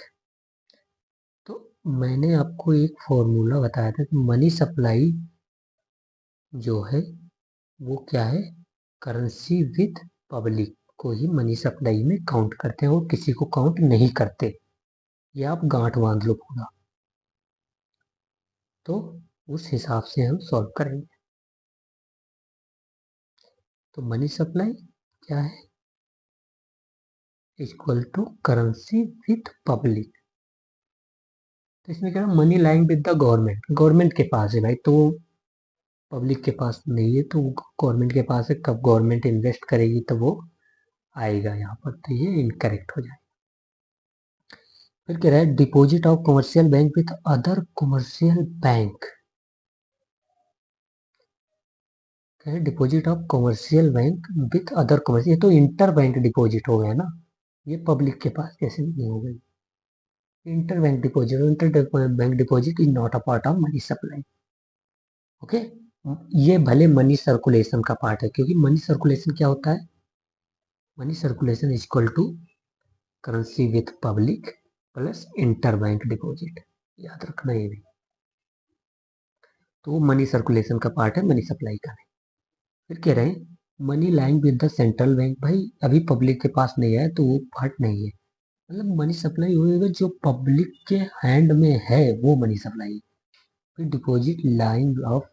Deposit of public with the commercial ये है, तो इसमें नॉट पूछा है, तो 1 and 2 and 3 is not a part of money supply, 4 is a part of money supply. Okay okay, मेरी थोड़ी हेल्थ खराब है तो थोड़ी देर बाद से स्टार्ट करते हैं। Thank you so much, just 5 minutes। Okay, so let us start. फिर पूछा है which of the following are part of, अब पहले पूछा था नॉट अ पार्ट ऑफ, अब पूछा है पार्ट ऑफ मनी सप्लाई। याद रखना, फिर से बोला money supply equal to currency with public, ये बिल्कुल अपने माइंड में रख लेना है और इसी को ध्यान में रख के सॉल्व करना है। फिर कह रहा है cash and deposit of public, cash and deposit of public. Cash and deposit of public जो है वो तो मनी सप्लाई का पार्ट होगा ही होगा, क्योंकि वो पब्लिक का पैसा है। फिर कह रहा है corporate bond held by public, भाई बॉन्ड, बॉन्ड जब कोई पब्लिक बाय करती है तो वो पैसा देती है कॉरपोरेट को, और इससे तो पब्लिक के पास मनी तो डिक्रीज हो जाता है ना, मनी सप्लाई। तो ये तो इनकरेक्ट हो जाएगा। ओके, थर्ड कह रहा है ये इनकरेक्ट।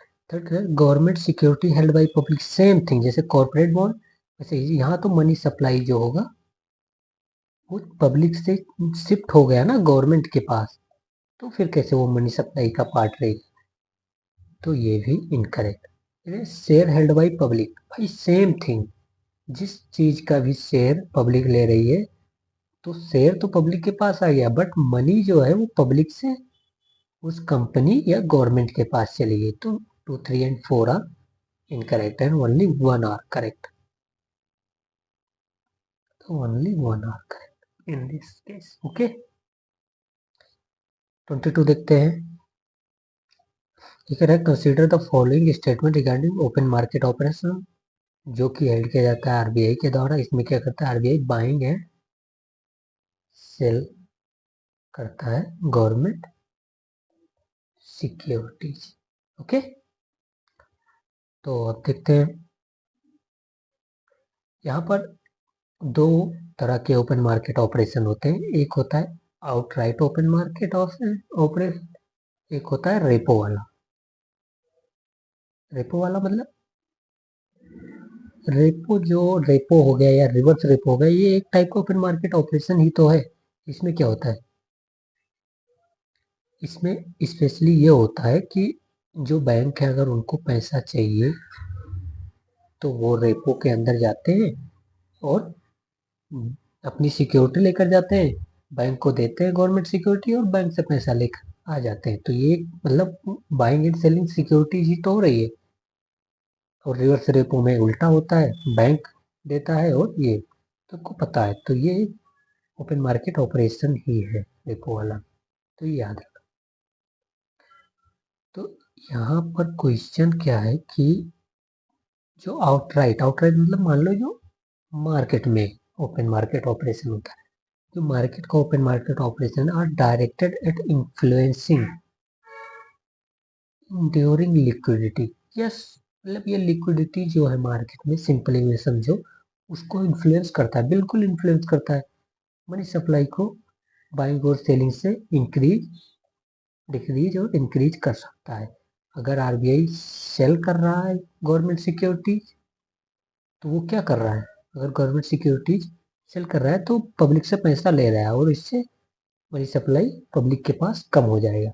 और अगर बाय कर रहा है तो पब्लिक को पैसा दे रहा है, गवर्नमेंट मतलब सिक्योरिटी बाय कर रहा है और पब्लिक को इससे मनी सप्लाई इंक्रीज हो जाएगा।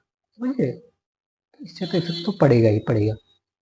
फिर सेकंड कह रहा है liquidity adjustment facility open market operation target the temporary liquidity in the system. जो टेम्पररी मतलब परमानेंट नहीं, जो टेम्पररी मतलब थोड़े टाइम के लिए जो लिक्विडिटी होती है उसको टारगेट करता है। ऑफ कोर्स जो लिक्विडिटी एडजस्टमेंट फैसिलिटी मतलब ये फैसिलिटी है जो आरबीआई प्रोवाइड कराता है शेड्यूल कमर्शियल बैंक को। और इस केस में क्या होता है कि वो रेपो के तहत और रिवर्स रेपो के तहत डिपॉजिट और लोन ले सकते हैं शेड्यूल कमर्शियल बैंक। ओके, तो और ये जो रेपो हो गया, रिवर्स रेपो हो गया, इसी फैसिलिटी को हम कहते हैं लिक्विडिटी एडजस्ट। मतलब टर्म देखिए, लिक्विडिटी को मतलब मनी सप्लाई को एडजस्ट करेगा, मतलब इंक्रीज और डिक्रीज करेगा फैसिलिटी, मतलब ऐसा फ्रेमवर्क है वो रेपो रेट। ठीक है, तो ये रेपो और रिवर्स रेपो शॉर्ट टर्म तो होता है, टेम्पोररी होता है, मतलब शॉर्ट टर्म के लिए होता है। टेम्पररी लिक्विडिटी को देखने के लिए मतलब सिस्टम में इसको लाया जाता है, मतलब रेपो इंक्रीज कर दिया तो वैसा, तो समझ गए आप। तो यहाँ पर हमारा दोनों ऑप्शन सही है। ओके, फिर 123 कह रहा है if RBI pumping more money in the economy then which of the following is true. अगर आरबीआई बहुत ज़्यादा मनी मनी क्या कर रहा है, मनी सप्लाई इंक्रीज कर रहा है। तो अब देखते हैं क्या होगा इसका, मतलब इसका इफेक्ट पूछ रहा है कि क्या होगा अगर आरबीआई बहुत ज़्यादा मनी सप्लाई इंक्रीज कर रहा है तो। ओके, तो देखते हैं फर्स्ट स्टेटमेंट कहता है जो मॉनेटरी बेस होगा, अगर आरबीआई पंप करे मॉनेटरी बेस इज इंक्रीज, अगर पंप करेगा तो मॉनेटरी बेस इंक्रीज हो जाएगा, ऑफ कोर्स इंक्रीज होगा। अगर आरबीआई के पास जो मनी है, ओके, तो मॉनेटरी बेस इंक्रीज होगा। कैसे इंक्रीज होगा, चलिए एक शॉर्ट नोट देख लेते हैं, सिंपल है, मतलब बहुत जल्दी देखेंगे। तो पहले मान लीजिए जैसे कि मॉनेटरी बेस कैसे इंक्रीज होगा, अगर आरबीआई जो है वो ज़्यादा मनी पंप कर रहा है, तो जैसे मान लीजिए आरबीआई ने मनी क्रिएट किया, हो सकता है ना कि मनी क्रिएट किया या मनी प्रिंट किया और प्रिंट या क्रिएट करके मार्केट में दे दिया, तो इससे मनी बेस तो इंक्रीज हो गया ना।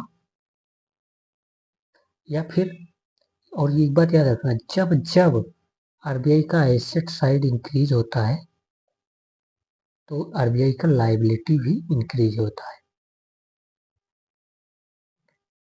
ओके, तो आरबीआई की लायबिलिटी क्या होती है, जितनी भी मनी पब्लिक या के पास है वो आरबीआई की लायबिलिटी है।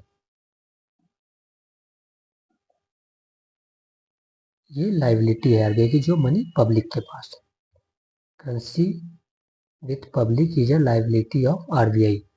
ओके, और एसेट क्या है आरबीआई का, जो भी चाहे गवर्नमेंट सिक्योरिटीज हो, आरबीआई गवर्नमेंट सिक्योरिटी आरबीआई के पास हो, या फिर गोल्ड आरबीआई के पास हो, या डॉलर आरबीआई के पास हो, ये सब एसेट साइड है। तो आप जैसे सोचिए आरबीआई पंप कैसे करेगा मनी मार्केट में, या तो बाइंग एंड सेलिंग कर रहा है गवर्नमेंट सिक्योरिटी, तो अगर वो गवर्नमेंट सिक्योरिटी बाय करेगा तभी वो मनी मतलब पंप कर सकता है। तो बाय के सेल में वो गवर्नमेंट सिक्योरिटी आ रही है आरबीआई के पास और पैसा जा रहा है मनी मतलब वहां पर। तो आप ऐसा सोचिए जब आरबीआई के पास गवर्नमेंट सिक्योरिटी आएगी तो एसेट साइड जो होगा आरबीआई का, 1 मिनट, जो अगर एसेट साइड जो होगा आरबीआई का,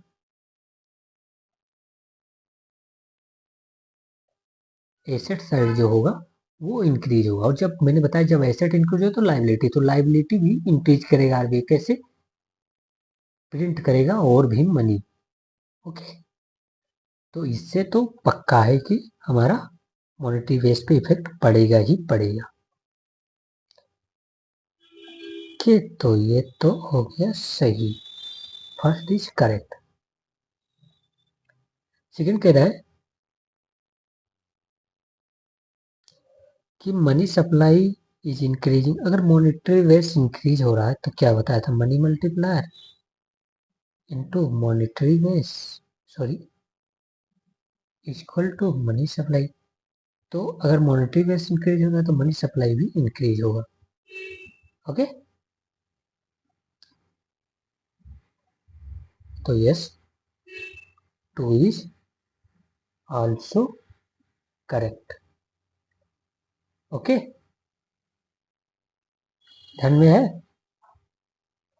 फिर थर्ड क्या कह रहा है यहाँ पर, थर्ड कह रहा है कि मनी मल्टीप्लायर, भाई मनी मल्टीप्लायर का एक मैंने कहा गांठ बांध लेना, मनी मल्टीप्लायर कभी तभी चेंज होगा जब सीआरआर, बहुत बार बता चुका हूँ, एसएलआर और लैंडिंग डिपॉजिट में होगा, या banking habit of the population, मतलब यही लैंडिंग डिपॉजिट मतलब बैंकिंग हैबिट, या फाइनेंशियल इंक्लूजन होगा, बैंकिंग हैबिट मतलब फाइनेंशियल इंक्लूजन होगा,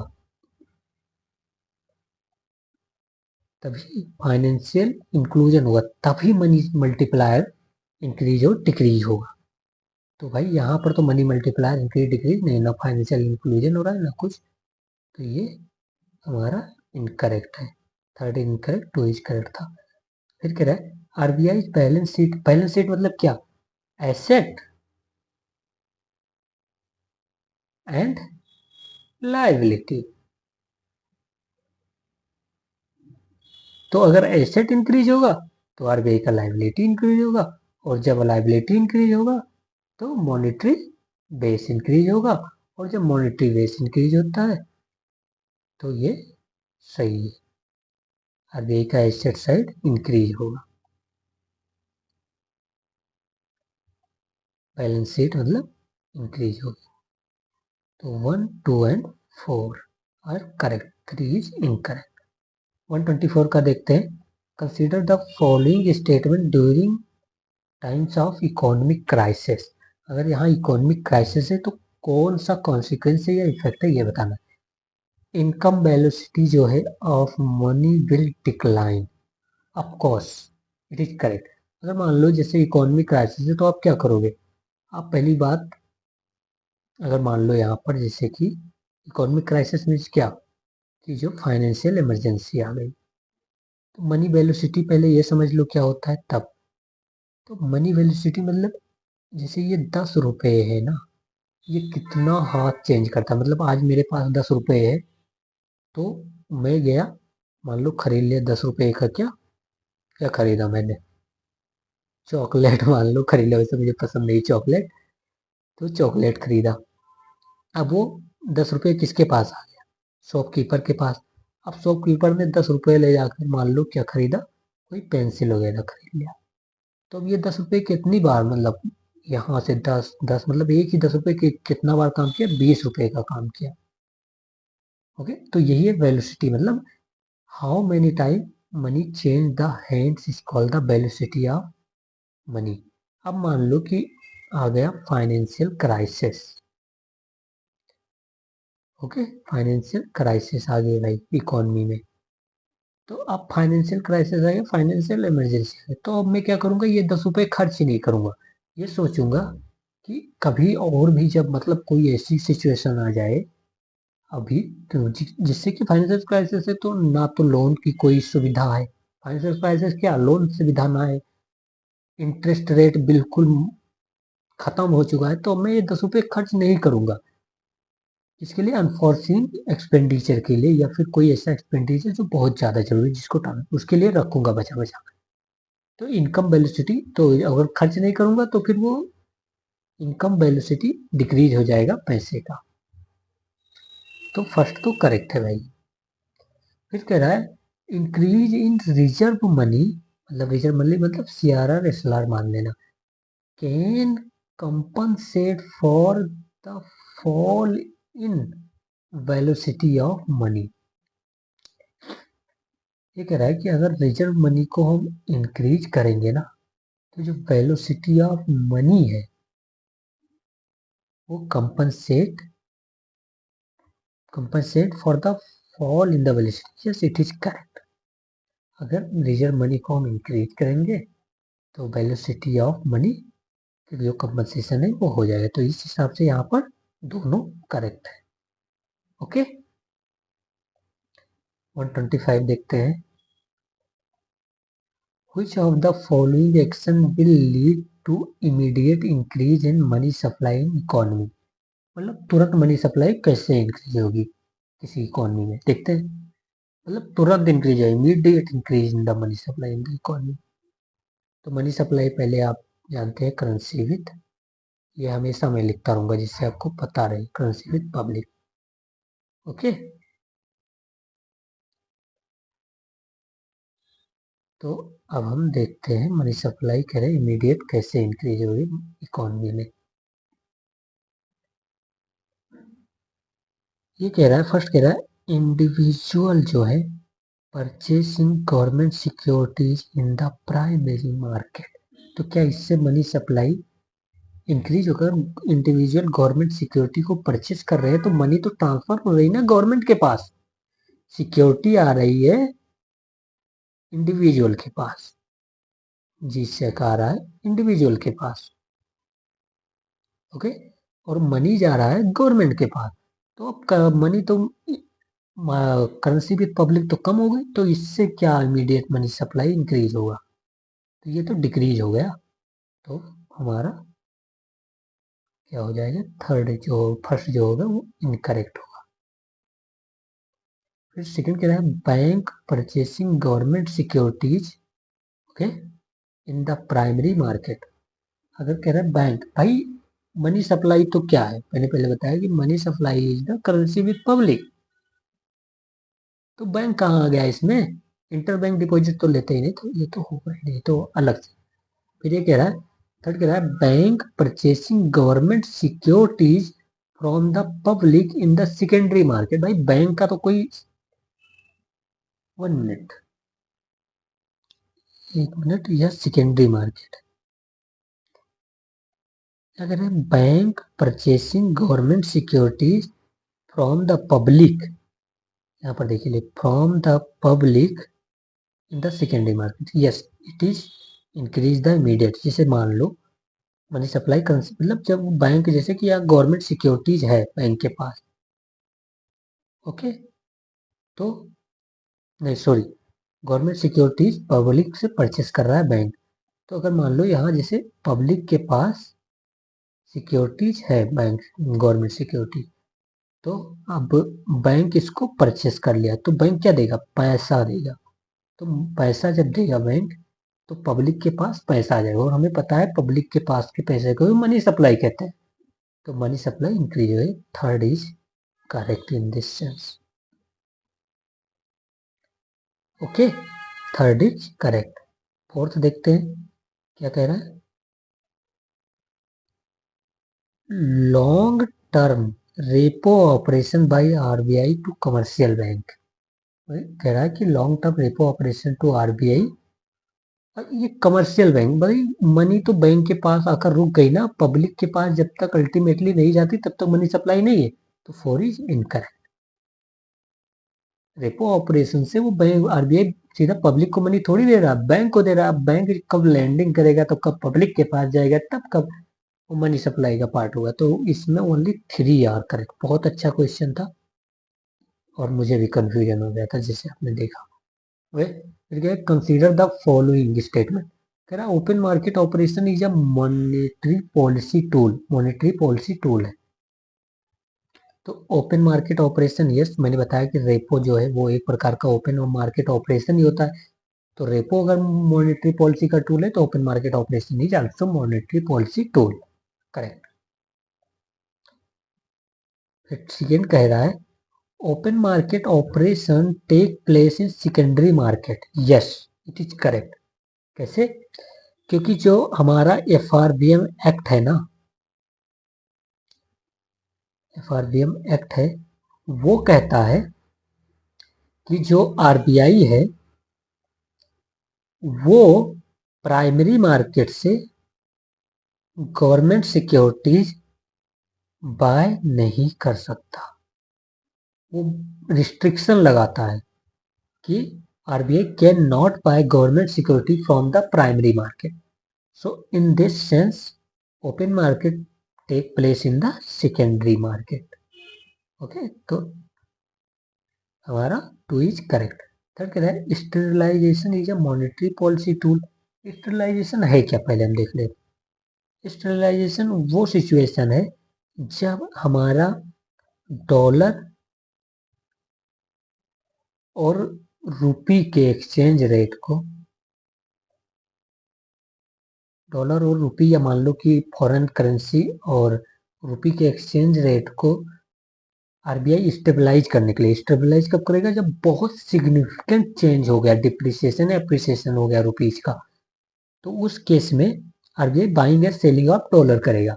और जब buying and selling of dollar से जो मनी सप्लाई, मान लो अगर आरबीआई क्या कह रहा है, डॉलर को बाय कर रहा है, अगर डॉलर ज्यादा हो गया है मार्केट में, और जब हमें पता है जब डॉलर ज्यादा हो जाता है मार्केट में, तो डॉलर की जो, 1 मिनट फिर से बताता हूं मैं, यस, जब डॉलर मान लो जैसे मार्केट में डॉलर इंक्रीज हो गया, तो जिसकी भी चीज, जो भी चीज इंक्रीज होगा उसका प्राइस डिक्रीज हो जाएगा, तो डॉलर का प्राइस डिक्रीज, डिक्रीज होने का मतलब पहले डॉलर जो था वो 70 रुपीज का था, अब $1 मिलने लगा सिर्फ 16 रुपीज में।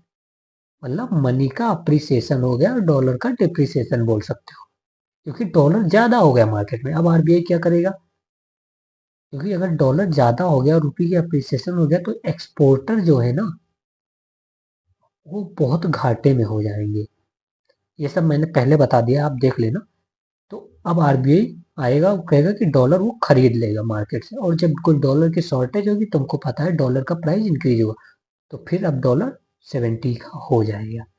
तो आरबीआई ने डॉलर बाय किया, बस उसके एक्सचेंज में क्या दिया, पैसा, मनी, मतलब रुपीज जो है वो मार्केट में दिया।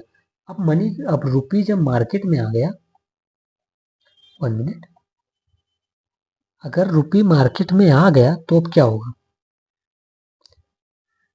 मनी सप्लाई जो मार्केट का है वो इंक्रीज हो गया है। अब आरबीआई को ये भी कंट्रोल करना है, क्योंकि अगर मनी सप्लाई इंक्रीज हुआ तो इन्फ्लेशन आ जाएगा, जो कि 2 to 4 पर करना है।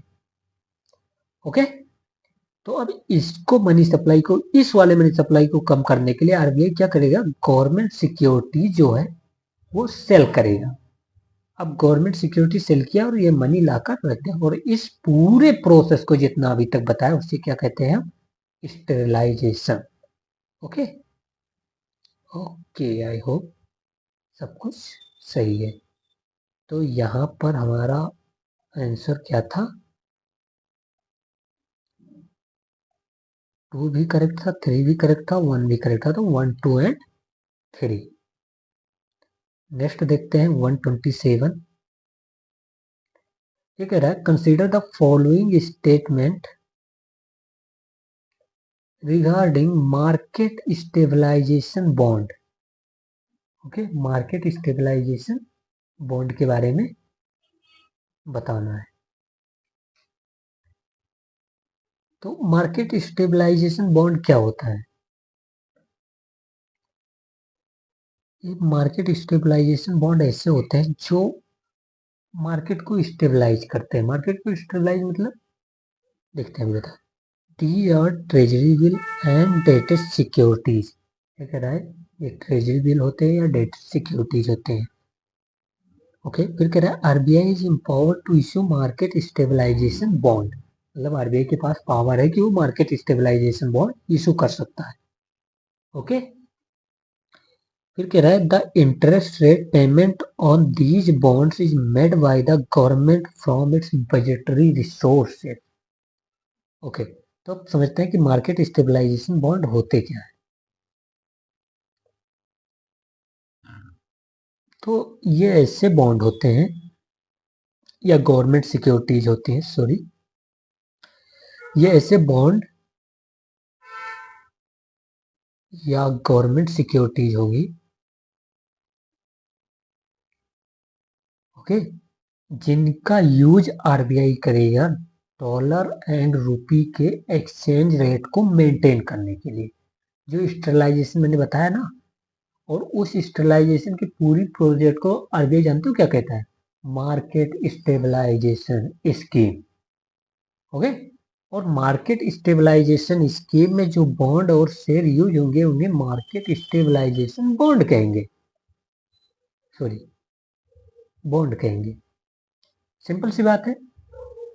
तो वो गवर्नमेंट सिक्योरिटीज भी हो सकती है, गवर्नमेंट की डेटेड सिक्योरिटीज भी हो सकती है, और इन बॉन्ड पे जो इंटरेस्ट रेट होता है ना, वो गवर्नमेंट पे करता है, बजटरी रिसोर्स से होता है।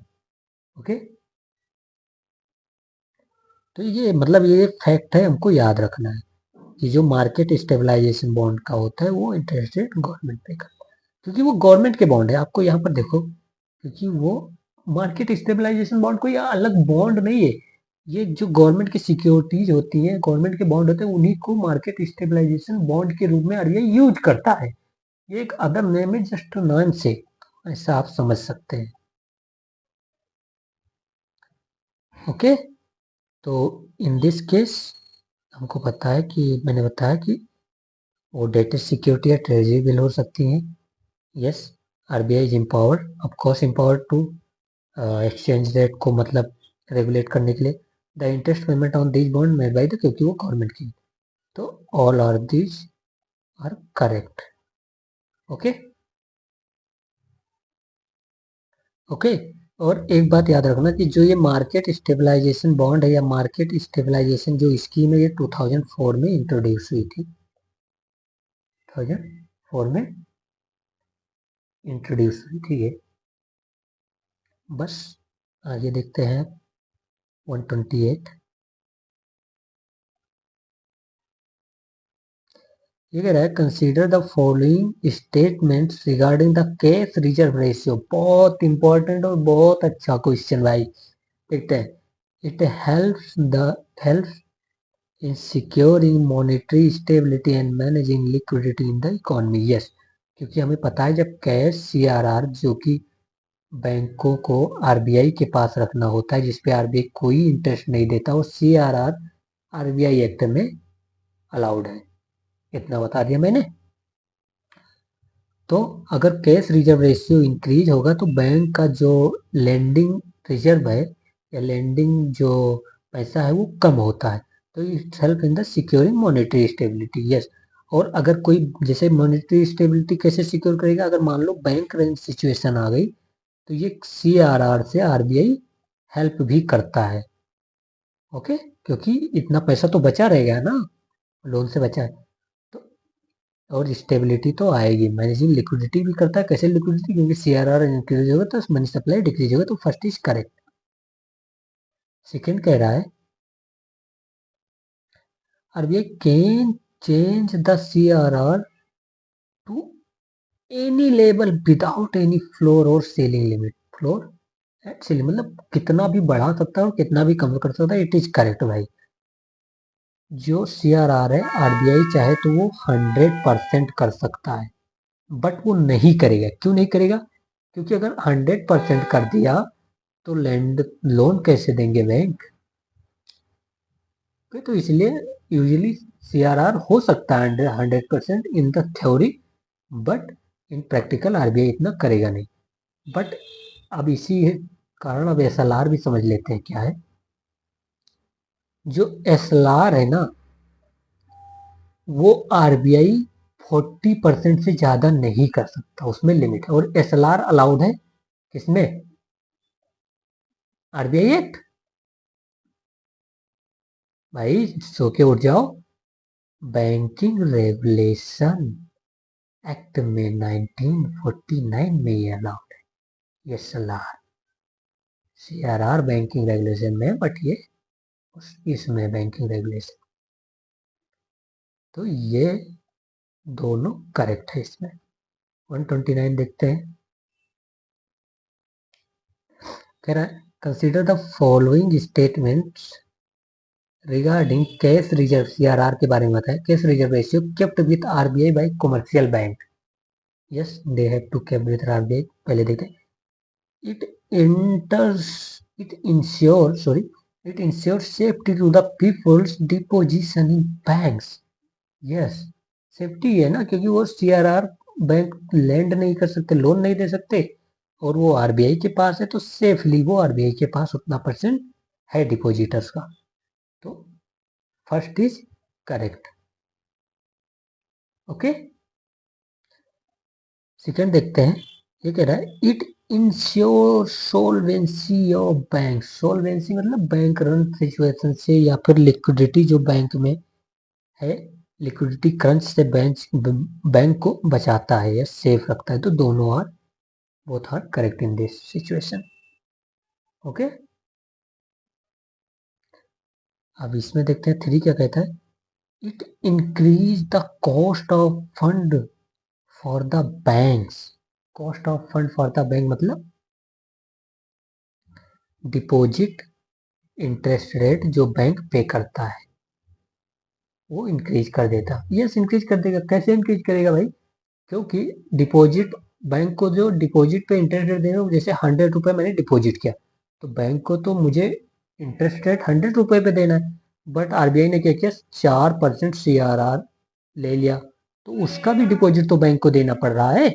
तो इस केस में क्या हो गया, डिपॉजिट जो कॉस्ट है अब बैंक की मेंटेन करने का वो इंक्रीज हो जाता है। तो third is correct. Third is correct. Four कह रहा है bank earn interest rate on CR. ये तो मतलब बहुत सिंपल है कि सीआरआर पर आरबीआई कोई इंटरेस्ट रेट नहीं देता, एक्सेप्ट कोई बहुत ही एक्सेप्शनल सिचुएशन आ जाए, जैसे कि हम 1991 में क्राइसिस हुए थे तो उस टाइम, तो बहुत ही एक्सेप्शनल सिचुएशन में, बट वैसे नहीं ही करता तो आप नहीं ही मानिए। तो 4 तो इनकरेक्ट हो जाएगा। Bank do not earn any interest rate on CRR, तो this is C is correct. Sorry, थोड़ी तबीयत खराब है इसलिए पता नहीं क्या क्या। Okay, so 130, in the context of Indian economy, which of the following is our purpose or purpose of statutory reserve requirement? But stage, अब पहले हम ये समझ लेते हैं स्टेचुटरी रिजर्व रिक्वायरमेंट है क्या। ओके,